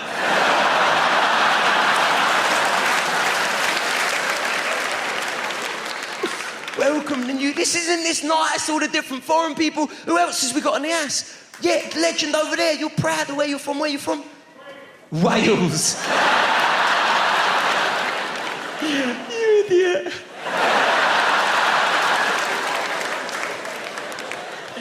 They get well wound up when we call them sheep shaggers, innit? Don't know why you don't just stop it, but there you go. Welcome, geese. I've been to Wales. It's a nice place, isn't it? There's even like a time difference, ain't there, which I couldn't believe. Yes, I was in Swansea. They're about 8 years behind.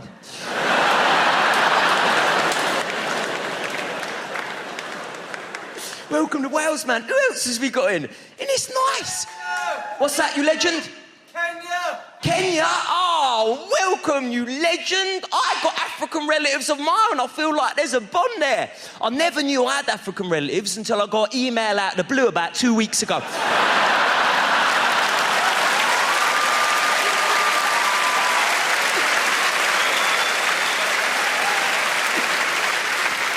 Welcome, welcome. I love it all, man. All the different cultures, all the different things, different accents. Ain't that fun? Everyone's got different accents. I hear different accents, I think of different things. I hear like Australian accent, I'm thinking sport. You know, I hear Italian accent, I'm thinking food. I hear Indian accent, I think I'm about to be put on hold.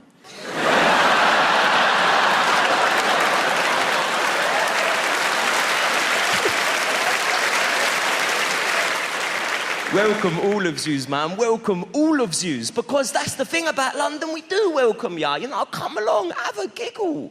I'll say there's only one day every year when we don't welcome the foreigners. When we let all the frustrations on the foreigners out of the system. Just one day every year in London. London's, you know what I'm talking about, innit? That one day every year, we close down all the roads in the centre of London. Thousands of people chase after these 5 Kenyans.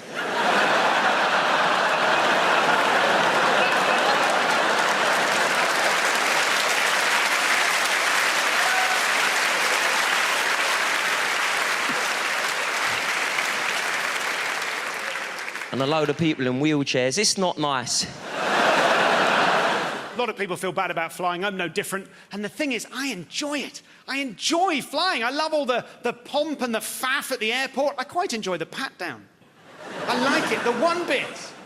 The one bit I don't love is when I get onto the plane and I have to turn right and then walk through business class on my way to my bit.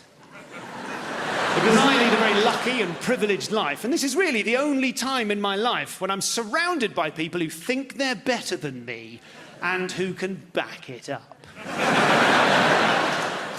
So if I'm honest, what I do is I release whatever greenhouse gases I've managed to store out throughout the day.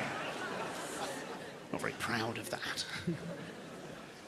But I was offered a gig recently. I was offered a gig to perform for the sustainability department of a big organisation, big company in Berlin. And they rang me up and they said, would Mr. Goldsmith like to fly business class? And I assured them, in no uncertain terms, that Mr. Goldsmith would, yes, make that happen, yes, do it now, immediately, please, yes. And if I'm totally honest, by the time I had been carried onto the plane by the pilot, gently sat down in my seat, tousled my hair, nothing overtly sexual, definitely a spark. By the time I'd been offered a champagne cocktail for takeoff, don't mind if I do, metal cutlery, because obviously terrorists can't afford business class. I have to say, when I had undergone the treatment, I turned into the monster I despise. I'm so ashamed. By the time you rabble walked past on your way to cattle class... Sorry, that's what we call you. You wouldn't get it. You walked past with your laughable single piece of hand luggage. Really? I genuinely caught myself having this thought. I sort of thought out loud. I thought, maybe I have worked that little bit harder. It was awful. But I got to the show, did the show, and afterwards one of the producers said to me, and I've checked this since in detail, it's absolutely true. One of the producers said, did you know that business class travel, business class flight, generates 3 times the emissions of regular economy class travel? And that's absolutely true. It's 3 times worse for the climate. 3 times worse the emissions, because obviously you're using more space on the plane, the seat's much heavier, all the stuff they bring for you adds extra weight, plus your pockets are full of conflict diamonds, you know. So I thought, I'm going to use that knowledge as one of my little steps in the right direction. I thought, from now on, no more business class for me. I thought I will use it as an opportunity for some climate communication. The next time I get offered business class, I will decline on climate ethics grounds, because I tell you what, flying may feel fantastic. Business class may feel sensational, but nothing feels as good, gives you so much internal prestige as walking through business class, knowing that you were offered it, but declined on climate ethics grounds. Oi, this is nice, isn't it? Yes! Is anyone here in their 40s? Is it? You're not in your 40s? Have you guys started walking like this yet?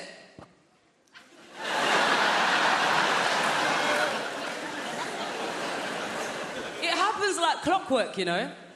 It's mad. Like, I'll be walking around the co-op like I'm in an art gallery, just... Reduced by how much? Not enough. That, and I've got a boner for linen. Ooh. In it. I literally go out shopping for fabric and I'm like, give me a fabric that will crease really easily. Yes. I want to iron it for at least an hour. That's for me. That and candles. Woo! Now listen, I used to party hard. And I found that burning your money via candles is a great replacement. When I say I like candles, yeah, I'm going diptyque, baby. Thank you. I'm going Joe Malone. Fig for me. Which also, like, I'm from a council estate. What does fig really smell like? Does anyone... I'm just going on what Joe Malone told me, you know what I mean? These candles are expensive. I reckon for a £5 I could probably buy 50 figs, chuck it in the oven and just waft it around the house a few times. The dream is, yeah, I want enough money that I can light a Joe Malone candle when it's just me in the house. Come with me, people. Can you imagine coming home to your yard, it's just you in, and you're like, you know what? Fig for me. As it if you was over my house and had a candle on the go, no lie, after about 20 minutes, I'll start thinking that's about £17 worth of scent now. What kind of friend is he anyway? Is that enough? I realise there's nothing more insulting than someone lighting your scented candles when you're not there to enjoy the scent. Innit? I had my brother house sitting for me, right? I was away for a couple of weeks. I walked back into the house. As soon as I opened up the door, I was like... I walked into the front room. This guy is reclining on my sofa, lighting his spliff with my Joe Malone candle. The ash was falling into the wax. I was like, you all right? Yeah, you good? Now, we know as British people, when our voices go high like that, we mean the opposite, right? The higher our voices go, the less we're about it. You know what I mean? If someone's like, you coming to a party? You're like, yeah! What that means is, I'm not coming to your party, mate. So I said, you all right? What you doing? He's like, oh, it's just a bit of mood lighting, innit? So, IKEA tea light is mood lighting. That's not even it. It was a 3-wick candle. Only 1 wick was lit. Thank you. I grew up in Dudley, in the West Midlands. Yeah, a lot of people grow up there because that's the only thing there is to do. What are you doing? Growing.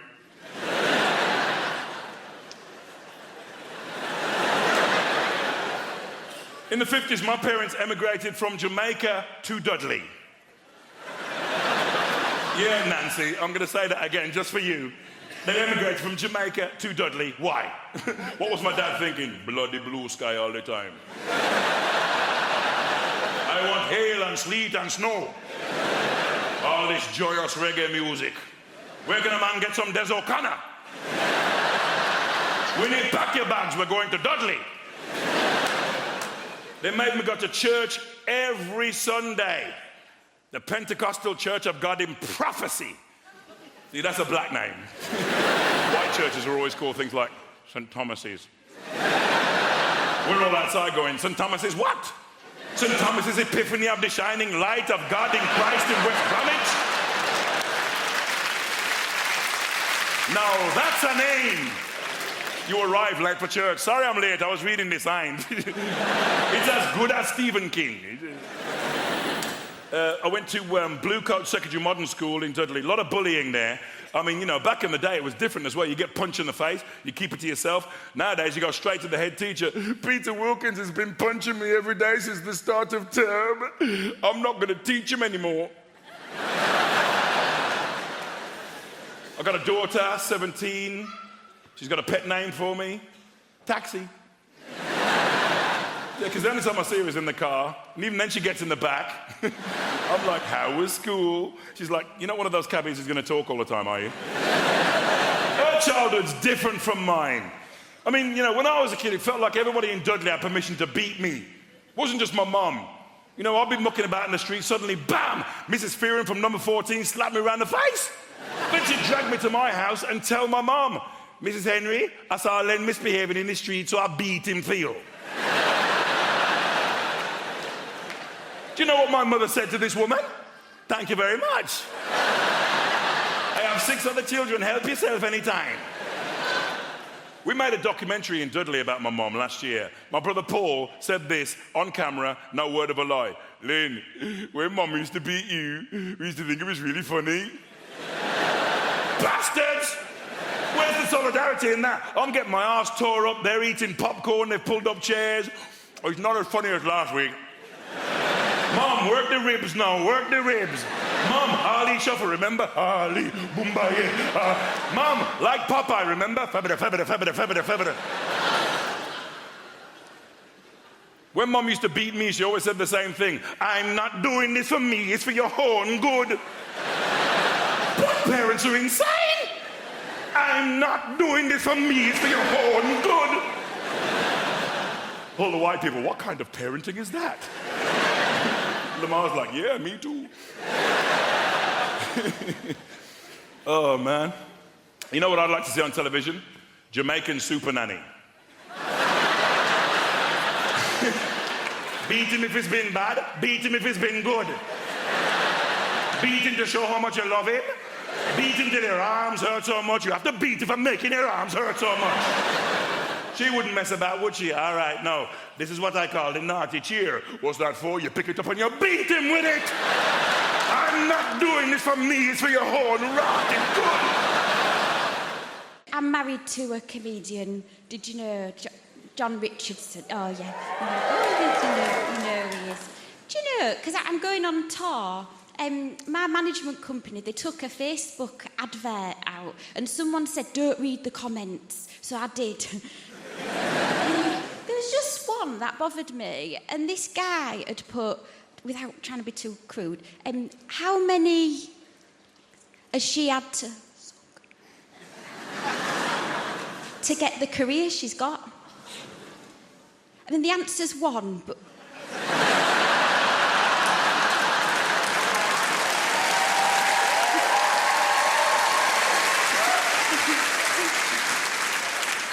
It's weird to applause that, isn't it? It's only weird for my granddad who's watching. That's not. It's weird. You've made that weird for an 87-year-old.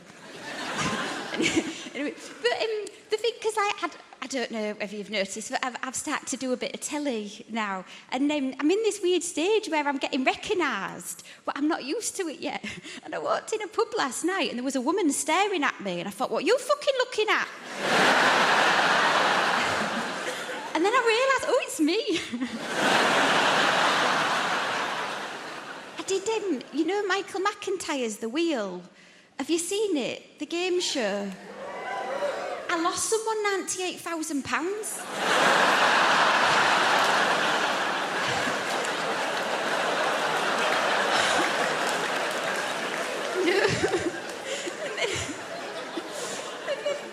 If you've seen the show, you know they go back down in the ground. When he went down, he turned to me and said, I've had a lovely day, thank you. That would have slapped me. We're both vegan now. I'm a vegan that likes steak for the iron, and John's a vegan when he's interviewed on TV.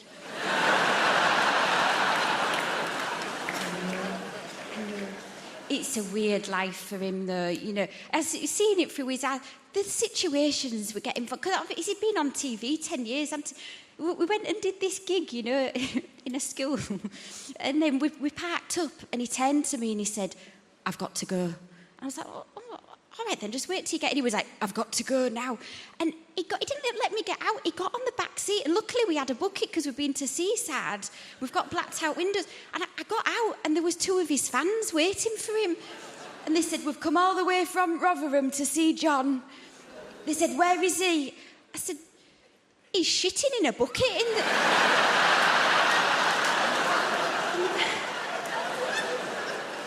back of the car. And they said at the same time, we'll wait. But yeah, but we're both vegan. And then when we go out for a nice meal, I'll order the steak for the iron. And he'll order butternut squash. And then he'll be looking at my steak and he's not listening to what I'm saying. And so what I do right at the end, I go, oh, I can't eat that last bit. Oh, what a waste, like that. And then we just swap the plates round and it's all in silence. And he eats this bit of steak and the look on his face after he's eaten it is like, you know those Facebook adverts that go viral of the deaf baby when it gets a hearing aid?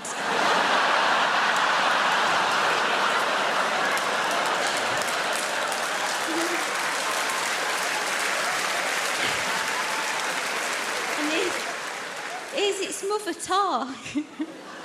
That's what it's like. It's hard to be a woman, you know, like a lot of women right now, we're posting naked or almost naked pictures online to show how confident we are. And in all the comments, other women will be like, you are so brave. Well, I really just think that means not a model.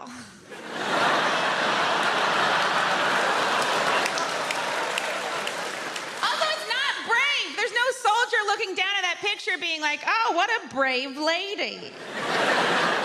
You know, a man posts a naked picture, he just loses custody of his kids. And if showing your weird body's brave, then the guy that masturbated in front of me on the subway is very brave. Because he had a real weird body. And he was making weird faces. He might be the bravest man I know. But that's the thing, we're supposed to care so much about our bodies as women, you know? And there's even campaigns that we should love our bodies and be confident in our bodies. Or we could just stop caring about it. Because you know who doesn't care about their bodies? Men. You know what men are?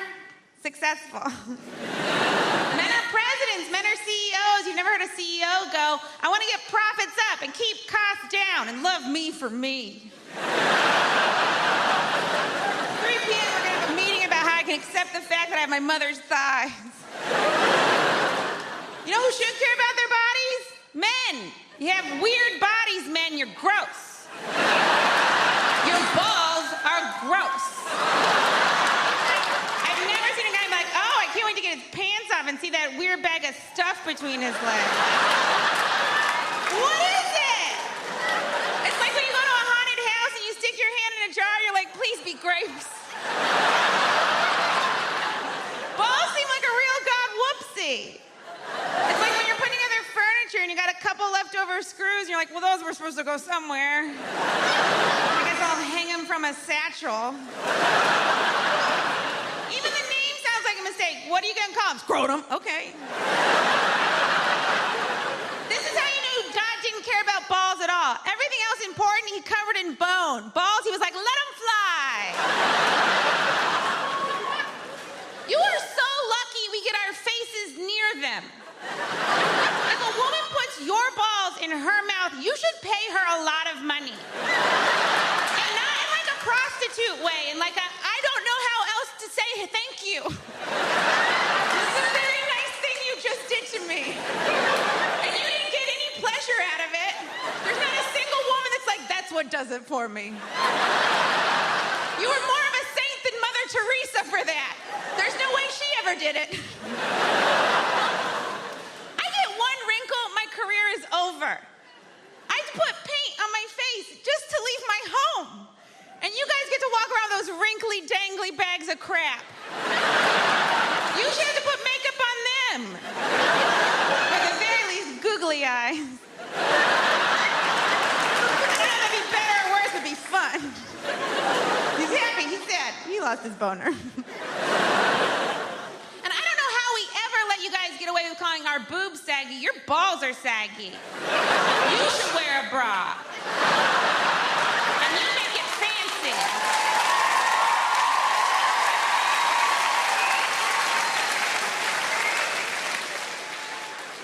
All those women clapping, they meant yours. I've got the memory of an elephant. I remember one time I went to the zoo and saw an elephant.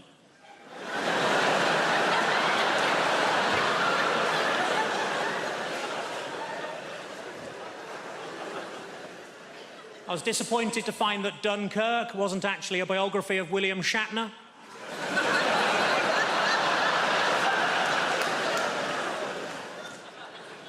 I accidentally kicked my dog early and it bit me on the bollocks. My mate said it's karma. I said, no, if anything, it's even more angry.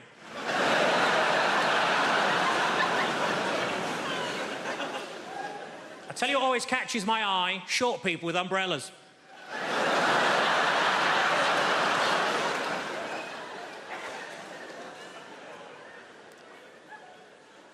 I put on a lot of weight, so I rang up Weight Watchers. I said, it's an emergency, can you send somebody round? And they said, yes, we can, we got loads of them.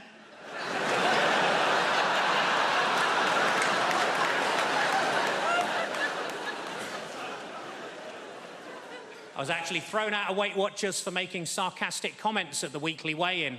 As you can imagine, I accepted the decision with huge grace, because they threw her out as well.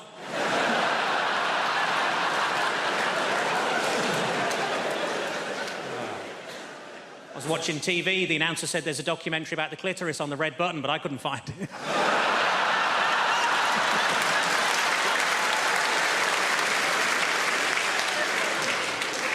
I was in a fancy lingerie shop. I said, are these knickers satin? He said, no, they're new.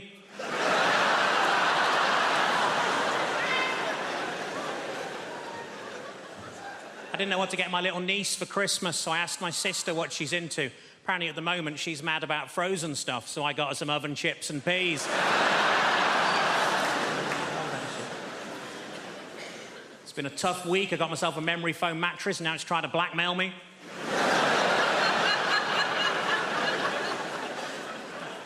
As a child, I was made to walk the plank. We couldn't afford a dog.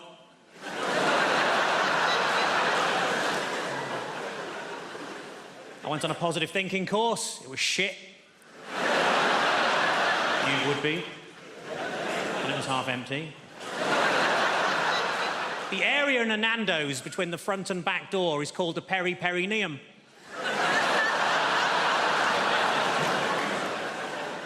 What I like most about that joke is that people who know what a perineum is usually haven't heard of Nando's.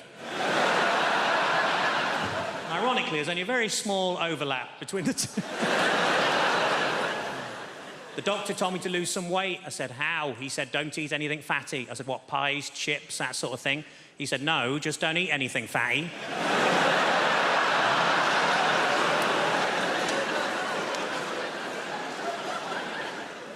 Old lady names are very much back in fashion at the minute, like Lily or Elsie or Rose, and we wanted something like that for our daughter, but we couldn't decide, so in the end we just called her Nan. So we shall grow into it. Are any Welsh people out there? Tell them! Tell them how good it is now! Oh, it's not shit anymore. We've spent millions, so it's not shit for you. That's the whole... Welsh people, where are you from? Swansea. Fair enough, it's shit. Yeah, quite. Yeah. I'm trying to explain that the place has improved and you lob Swansea and just lucky Swansea's still a desperate dump, isn't it? Let's face it. Devoid of any hope whatsoever, Swansea. Have you been? There's a sign on the way in that says, kill our children, not your speed, isn't there? Yes. I'm talking about places like Cardiff and the places that have... Yes! These places have improved. We've had development money. We've done... Cardiff Bay, have you been there? Go there on holiday. It's lovely. We've done it all up. You've got cafes and bars. You've got the sea down there now. It's amazing. Down where the shit was, that's all sea now, most of it. And it's going to be amazing when they finish it. Has anybody seen the posters of what Cardiff Bay is going to be like when it's all done? It's not. It's going to be amazing. There's going to be people chatting, laughing, texting. Welsh people, these are presumably. Having interesting conversations over dinner. We're all going to be a lot better looking by the time it's finished as well. You look out. Where are they going to get these people with fashionable glasses and teeth from in Cardiff? I got no idea. You've got to admire their optimism, haven't you? Fair play. Talking of optimism, you've got Cardiff Bay. I was there not long ago. Some of these restaurants, some of them have got tables outside. Al fresco dining in Cardiff. They're having a laugh on me. I tried to have a Twix at a bus stop in Wales a few years ago. It was too wet to eat, to be honest with you. Everybody's pretending it's Madrid. Come on, we'll sit outside. Your soup bowl's filling up faster than you can eat it, for Christ's sake. Stop raining! You never get past your starters after 7 hours of soup and rainwater. You give up. So your gin and tonic's overflowing. The little umbrella's blown inside out. Turn it back into the wind. Turn it back into the wind. There's waiters with frosted eyebrows fighting their way to the table. Spaghetti carbonara, spaghetti carbonara. Sure, I'll get another one, I'll get another one. There's people throwing life buoys to their bread rolls. I'll pull you in, I'll pull you in. Peas being airlifted to safety. Oh, Wales is improving, even the valleys. Go to the valleys on holiday, even the valleys. They are, shut your face, they're getting better. They're getting better, the Welsh. I did a gig in Pontypridd. in the Welsh valleys. Were you there at the gig I did when there was a piece of sun-dried tomato on the stage? No bullshit, in a real piece of sun-dried tomato. We couldn't even do the gig. Everybody was just staring at it. I couldn't get them back. I couldn't get their attention. That's not local to your area, is it? The sun-dried tomato. Hey, there was a pile-up in the valleys a few years ago because somebody mentioned satsumas. Did you read about that? Somebody's trod in that, haven't they? That's what's happened.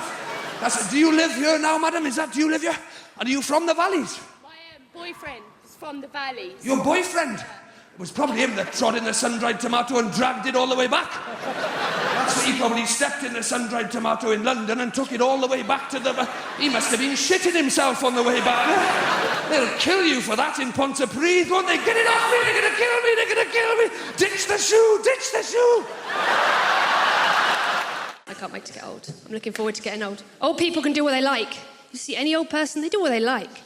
I was on the bus the other day, this incredibly old woman got on, she went straight up to this guy who was sitting down and said, "How old are you?" This guy was like 37. She said, "I'm 84. Get up." I was like, oh my God, she just invented human top trumps. This guy missed a trick. He should have demanded another round. Be like, "All right, old lady, what's your top speed?" Got no chance. I think the worst thing about having a baby, without a doubt, the worst thing about the whole pregnancy, I'd say even more painful than labour, was telling my parents that I was pregnant. Because my parents never talked to me about sex. They just never did that. I mean, to be fair on them, I think they operated on a need-to-know basis, and given I had a head brace till I was 17, they thought, do you know what? She doesn't need to know. But the only time that my mum ever talked to me about sex, she once sort of in passing said, "Oh, by the way, when you make love to a man, put a towel down first."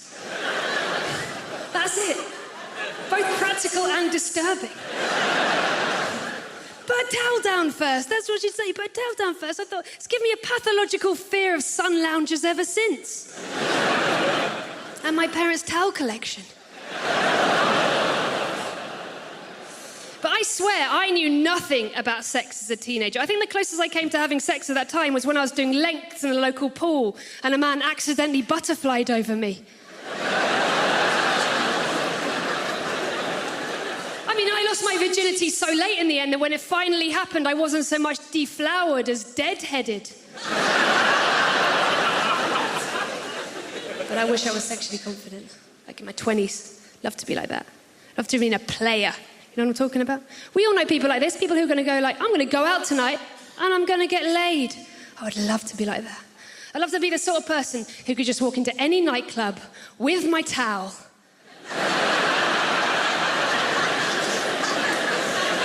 Like Gold Duke of Edinburgh award-winning piece of ass right here.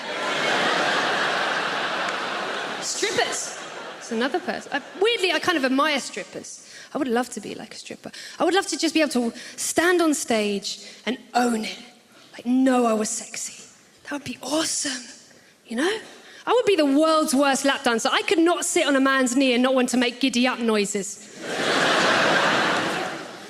And strip joints, they're designed to be alluring. I challenge anyone in this room, even if you agree with them or not, to walk past a strip joint and a bit of you is not like, "Oh my God, what's happening?" Because they've got like the blacked out windows and the bouncers on the door. There's always a bit of you that's like, "Oh my God, what are they doing in there?"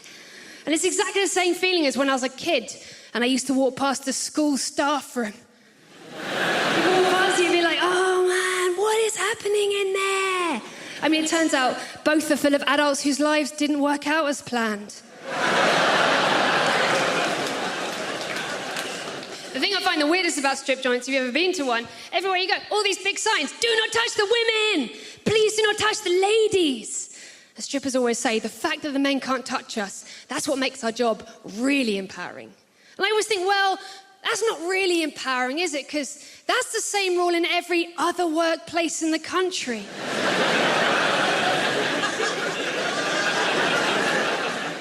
You know, walk in a shop and it says, "Welcome to Tesco's, don't finger the staff."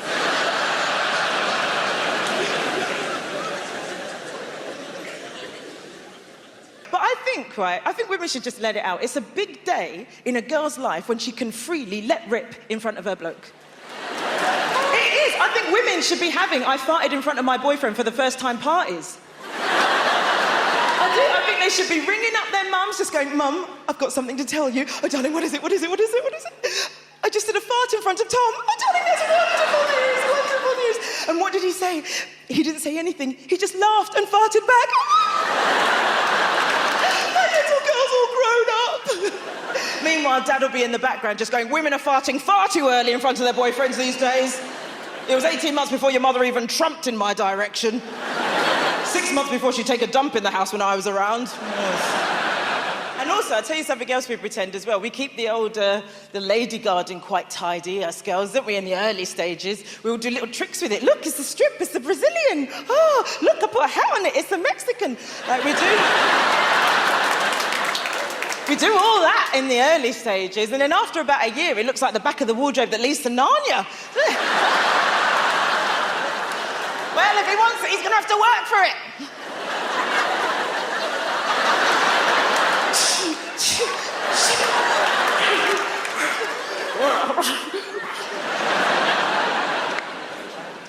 People saying to me, Andy, you could try meeting people in a nightclub. You'll never meet anyone good in a nightclub because the nightclub environment is designed to have us make bad decisions. It is because it's dark, you can't see, you can't hear. You know what, if nightclubs want to be responsible, what they should do to help us out is just before the exit, they should have a brightly lit room where you can check out the person you're leaving with. Yes, they should. They should call it the Have a Sodding Word with Yourself lounge. And you would literally get women in there just going, oh my God, you're wearing a fleece. I couldn't tell because it's so dark in there. Okay, nice to meet you.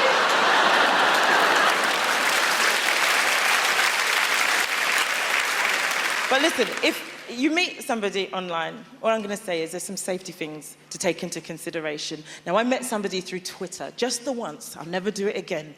And it was the most irresponsible thing I think I've ever done. And I spoke to a friend about it before we met up, and I said, listen, I've met this guy, and we seem to really like each other, and we're talking about meeting up. What do you reckon? Should I meet him? And before my mate even had a chance to say anything, I said, you know what? I am going to meet this guy. You know why? Because life's too short. And my mate just went, yeah, you're going to find out how short.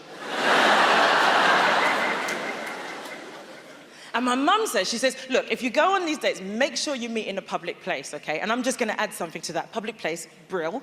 Public house, excellent. Public toilet. Never meet in a public toilet. No good can come of it. Unless it's, you know them space-age toilets that they have outside, where you put the money in, press the button, and then the door opens. You know why? Because you can pretend it's blind date. How cool is that? You just put the money and press the button. And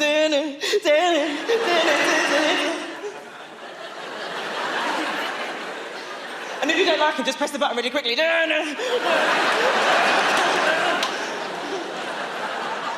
I don't know why, like, young couples, new couples have got this obsession with finding out how many people someone's been out with from before. Like, how many previous partners? This is a lose-lose situation, right? And if any of you have ever had that conversation or you think it's ever going to come up, this is what I say. This is what you should say, okay? Just say to the person that's asked you, you want to know how many previous partners? Okay, I'll tell you from the beginning, all right? 1, 2, 3, 4, you, 6, 7... I hated teaching. And it's a brilliant, wonderful, noble profession, obviously, teaching. I hated it because I didn't want to do it.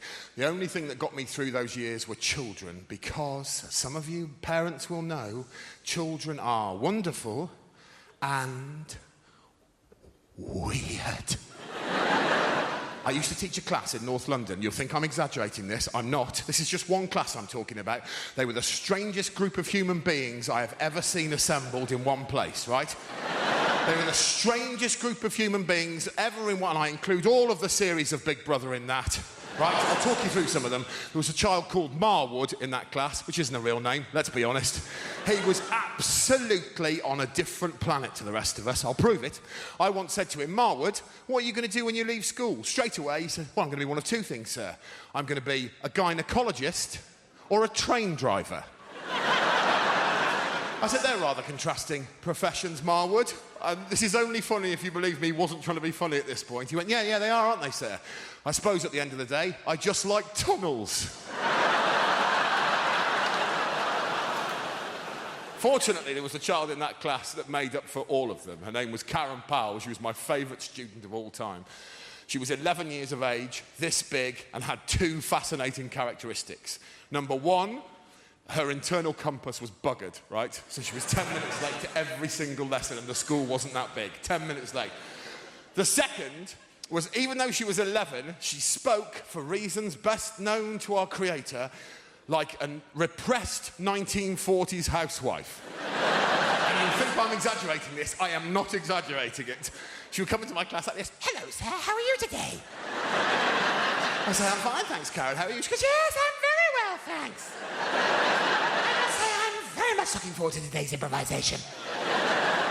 I'll give you an example of her compass.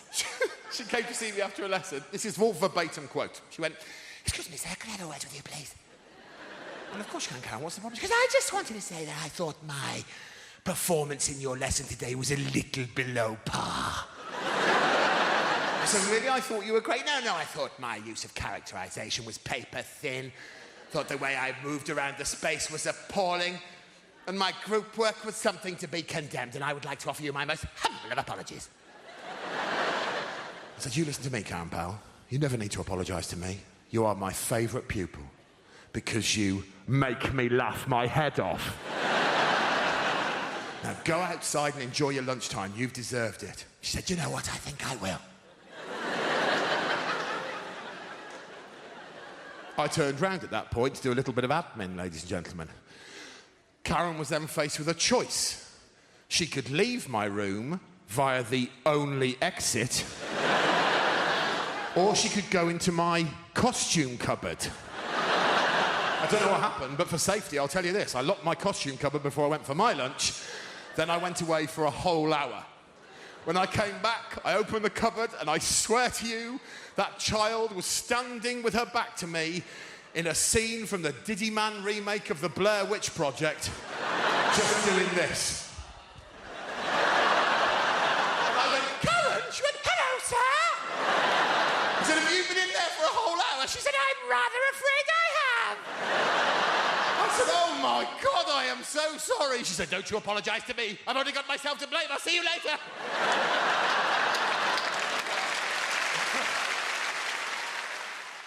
I'm going to make a concerted effort to be positive and happy, because that's what people like, apparently. And I get accused. I constantly get told I'm grumpy and miserable, and I'm not. I'm happy, I'm upbeat, I love being alive, love being a human.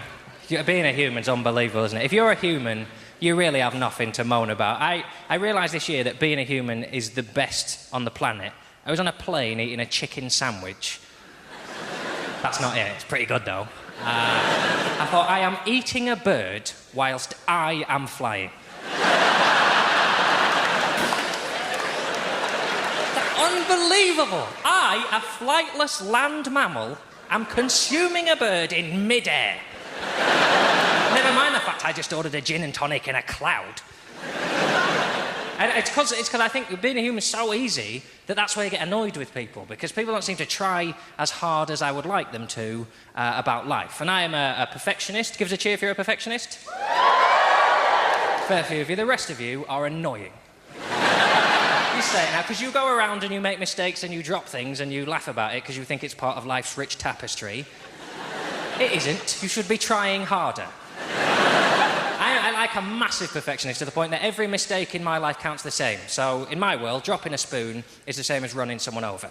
In that you didn't mean to do it and you did it, so you have to get angry about it and make sure it never happens again. And I watch people make mistakes. I came into London last year to do some gigs, and I was on the London Underground. I was on the Hammersmith and City line, which, if you don't know London, is the line that goes from Hammersmith into the city.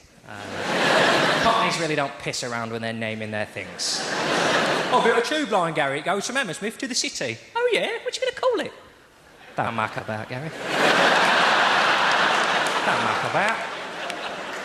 So anyway, I was on the Underground, sat down, and I knew I needed 6 stops to get to where I was going. And opposite me on the tube are 2 young girls. They're all dressed up. They're going out for the evening. They're laughing. They're giggling. They're joking. They're generally pissing me off. See, I'm not a big fan of public shows of joy, you see. My motto is, there's misery in this world, you just have to look for it. If something's broken, you can fix it, and if it's untidy, you can tidy it. And if someone's unhappy, you can make them laugh, and you've made their day a bit better. Happy people are finished. You can't help them. If you're happy, don't go out. Just stay at home and enjoy walls and ceilings. And my real issue with the happy is it's happy people who make mistakes, because they're so busy enjoying life, they've forgotten to do it properly. So I was on the underground, and these girls are laughing away, and they're a perfect example, because they're enjoying being together so much, they haven't noticed they've got on completely the wrong train.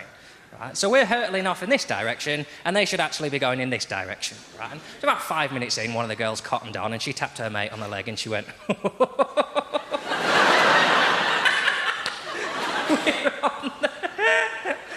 I would have been furious. Let's say it now. That's not funny, is it? What's happened there is you've just lost a big chunk of your life. The time you were going to spend doing the thing you've left the house to do, you will now spend correcting your ineptitude. I know some people say, once you've got on the wrong train, John, there's nothing you can do but laugh about it. But the only reason you would ever laugh in this situation is if you do this so often, you've just had to learn to find it amusing. Done it again. What are we like? I'll tell you. Shit at being alive. I just celebrated 9 years of marriage just the other day. You know what I'm saying? Yes. Thank you, guys. Thank you. 9 years married to the same person. Jesus Christ, man. Listen, man, I'm just glad I'm no longer dating. I'm glad. Because dating right now is the ghetto. I'm not going to lie to you. It's not easy to date. And you know what? The thing about dating is every time I see someone out, I'm like, how are you affording this? You know what I'm saying? It's a cost of living crisis. When I see people out eating food, I'm just like, I don't know how you're doing this. Even I'm on TV, and I still take my wife to the local chip shop. You know what I'm saying? Like, you're not getting this Taskmaster money. No. Nah, man. The dating. Back in the day, I used to get rejected a lot because I'm short. You know what I'm saying? Short guys, yeah, we don't get no love, man. Short guys. I'll be on the phone talking to girls, and I'll be like, you know, yeah, babes, I want to take you out. She'll be like, oh, my God, how tall are you? I'll be like, yeah, I'm 5 foot. Hello? Hello? I am happy. I am married, and I've got 2 wonderful children. Me and my wife got 2 beautiful children, 8 and 1, right? Now, the 8-year-old, that's a boy, right? And my boy is crazy. Make some noise if you got sons in the building, make some noise. So you know what I'm talking about. Boys are crazy, right? It's not just me. Have you ever just looked at your boy and been like, what the hell are you doing? Every day, all right? My son is obsessed with superheroes. He loves superheroes, right? Which is a bit weird in our household because we're like devout Christians, like especially my wife. We love going to church, right? My wife is definitely getting into heaven, 100%. Like, hopefully, I'm her +1. I hope, you know what I'm saying? I'm gonna be like, no, I'm with her. No? Okay, cool. You know what I'm saying? The reason why I bring that up is because last year, Halloween, my son, he wanted to go trick-or-treating, right? Which is a bit weird in our household. Again, we're Christians. And he was just like, Mom, I want to dress up as a superhero. And my wife was just like, there is no superhero in this house other than Jesus Christ. So she dressed him for Halloween as Jesus Christ. This guy went out trick-or-treating, giving out bread and wine. You know what I'm saying? Like, he was like, God bless you. Yeah, God bless you too. Oh, God bless you. One day, me and my son, we were at home. We're by ourselves, right? I'm downstairs, I'm watching TV. My son is upstairs, right? He's doing whatever he's doing, right? And it got silent. And you guys know what happens when it goes silent with a child. It means they're doing something they should not be doing, right? And then out of nowhere, I hear a loud thud, just boom. I'm like, God, what's that? And then my son's just like, Daddy! So I run to the hallway, and my son is standing at the top of the staircase, dressed in a DIY superhero outfit, right? And he's just standing there. He's like, look, Dad, I'm a superhero. And I was like, uh-oh. I was like, son, you might want to take that off before your mom comes home, all right? And he's just like, no, Dad, look, I can fly. And as soon as he said that, I'm not going to lie, it got slow motion in my house. I was like, no. And my son was like, a part of me was just like, let me let him fly so he can break his legs, you know what I'm saying, and calm down. So So I came to Britain in the early 80s. We were refugees long before it became fashionable. But my favourite immigrants are Polish people because they've properly confused old-fashioned racists. Have you seen them? They don't know what to do. What do we do? What do we say? They're immigrants, but they're white. I heard this one bloke go, bloody Poles coming over here with their work ethic. Which isn't very politically correct, and I try so hard to be politically correct. Sometimes I take it too far. I was at a party recently and I said to my friend, have you met Steve? He's a really nice guy. My friend goes, which one's Steve? Steve was the only black guy in the room. I found myself going, Steve, yeah, he's over there. He's got blue jeans on, a grey T-shirt, sort of curly hair, and a Nigerian accent. And once I was performing at a comedy club and there was two black guys in the front row, like you two, but men and black. You are a man, sir, I'm sorry. It's the lights. And I said to them, so how do you two know each other? And they looked at each other and went, we don't. Might as well have had NF tattooed on my forehead. I didn't, it was felt tip. I like friendly, a little bit of friendly racism is nice. When I was a little girl, I used to always go to my friend Katie's house, and every time her dad opened the door, he'd go, hello, Shappy, been on holiday?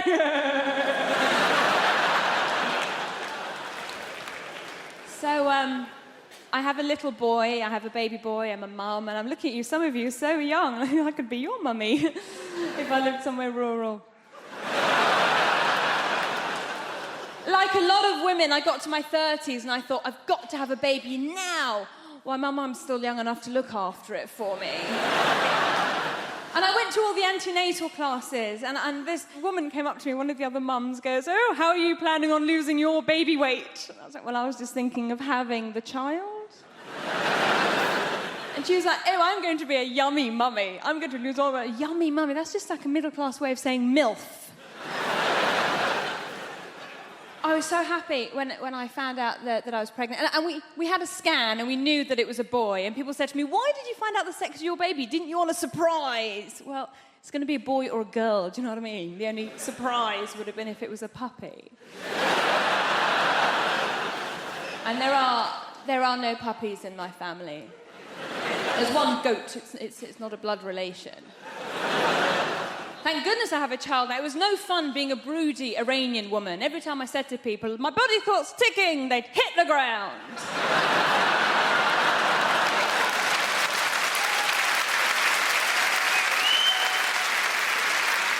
So with all that going on, when I did find out I was pregnant, I was so delighted. I thought, I am going to fill this child's life up with love and hope and understanding. My husband's reaction was slightly different. He walked around going, woohoo, my soldiers worked! Easy. It's not his. Oh, the fuss he made when he found out I was cheating on him. Only child. Can't share. My husband's English, he's from Nottingham, and a lot of people ask me if my husband's Iranian. And I go, well, he's not, he's English, but he's planning to convert. His family are absolutely lovely, and when they first met me, they kept going, oh, Shappy's so exotic, she's so exotic, which means foreign, but not in a way that we hate. When I was growing up, we had one telephone in the house, in the hallway. Anybody my age remember that? Yeah. One telephone. I'll be like that. Listen, I can't talk for long. Dad is staring at me. Like, Dad, can I have some privacy? And he'd go, privacy? Buy your own house. At school, the one thing I remember from school, though, teachers, finger painting. Remember that? I love that, because I come from inner city London, right? And it was only later on in life that I realised that it was our headmaster's ingenious way to get our fingerprints early. Yeah, he'd say, most of you will go on to offend later on in life. I'm merely cutting out the middleman. Also, one of the things I seem to remember from school, folks, right? One of the main things I remember is that I'm not a very sporty child. Not sporty at all. And it dawned on me, right? If you're a white kid at an all-black school and you're not sporty, people assume you're academic. But if you're a black kid at an all-white school, you can't dance or sing, people assume you're adopted. But the one thing I loved at school was the power of the note. Forget the man who invented the television, forget him. Forget the man who invented the internet, the power of the note. The note could get you out of anything. PE? No! I got a note. Jabs? I got a note.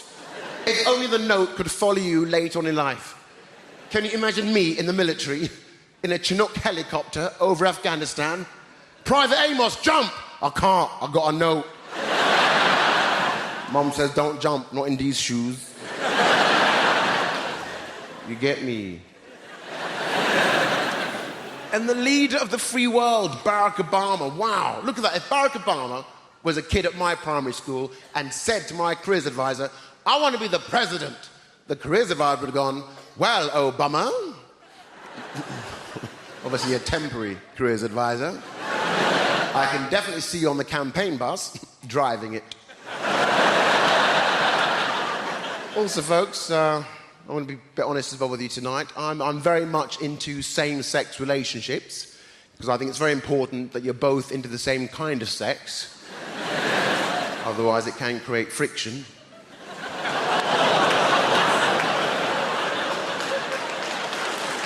Thank you. And people say to me, Steve, are you gay or bisexual? And I go, definitely gay. There's no two ways about it. And that's one positive thing about being gay, because a lot of those skills are transferable. Is that too much? But my mum's take on it is this. If my mum saw me having sex with a man, she'd be like this. Oh, the man my son is having sex with, he is the gay one. That's my mum. But my friends, you know, they're quite bad at trying to set me up. I say to them, I like a man in uniform. Barry from B&Q wasn't quite what I had in mind. But as I say, I'm having fun at the moment doing this job, and you look at me, yeah, I've actually been asked to host the Live of the Apollo. Yeah.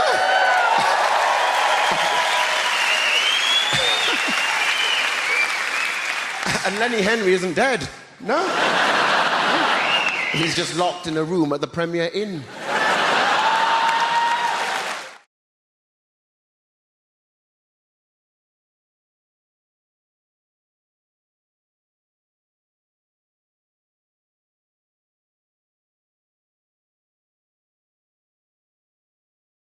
I sort of feel like if you've got enough money, you can sort of just pay somebody to diagnose away your shit personality. And I consider that money well spent, by the way. I would recommend it to you. Prick. No. I actually have bipolar disorder. That's why I've ruined your birthday. Poor me, actually.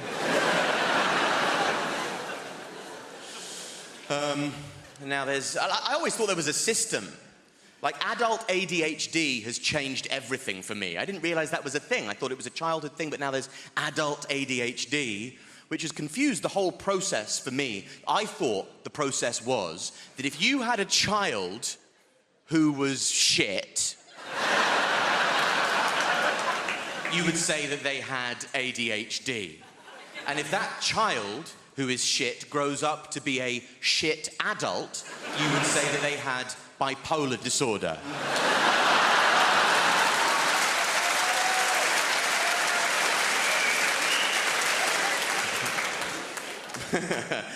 Footnote, I've been diagnosed with both, so don't write in, camera people. Anyway, yeah, a lot of people might suffer with mental illness, and that's, you know, it's a pervasive phenomenon. A lot of you might have depression. That's your sort of garden variety mental illness. That's your standard fare. And if you do have depression, my advice to you and the community at large would just be to keep it in there. Bottle it up. whatever you do, don't tell me about it, because I don't care. I don't care if you're depressed. I'm bored of it. I just don't want to hear about it. And I just can't be. And also, it's just not a good thing. If you have depression, don't tell me, because as somebody who suffers with depression, you should know how pervasive depression is, that many people suffer with depression. So if you tell me that you have depression, that might make me depressed. And that doesn't really feel like a problem halved, does it?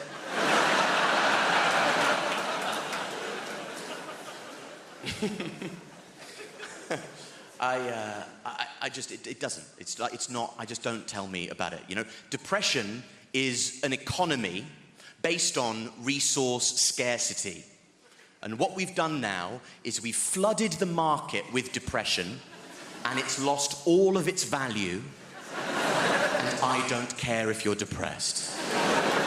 Depression is currently in its Weimar Republic era of hyperinflation. And we're all wandering around with wheelbarrows full of depression going, would you look at all of this depression? And I'm there going, that's actually not as much depression as it looks like. That won't even get you a loaf of sympathy down the shops these days. My friend said to me recently, with the confidence of a man saying something new, that's lovely. He said, I just think we need to talk more about male mental health. Oh my God, how could there possibly be time to talk about it any more than we already do? We are talking. I know that we all have different perspectives, different cultural backgrounds. I can see you, or feel you rather, like moving away from me. Okay? Let's all keep light-hearted about this. I don't want to have to say only joking, given the context of what this is, okay?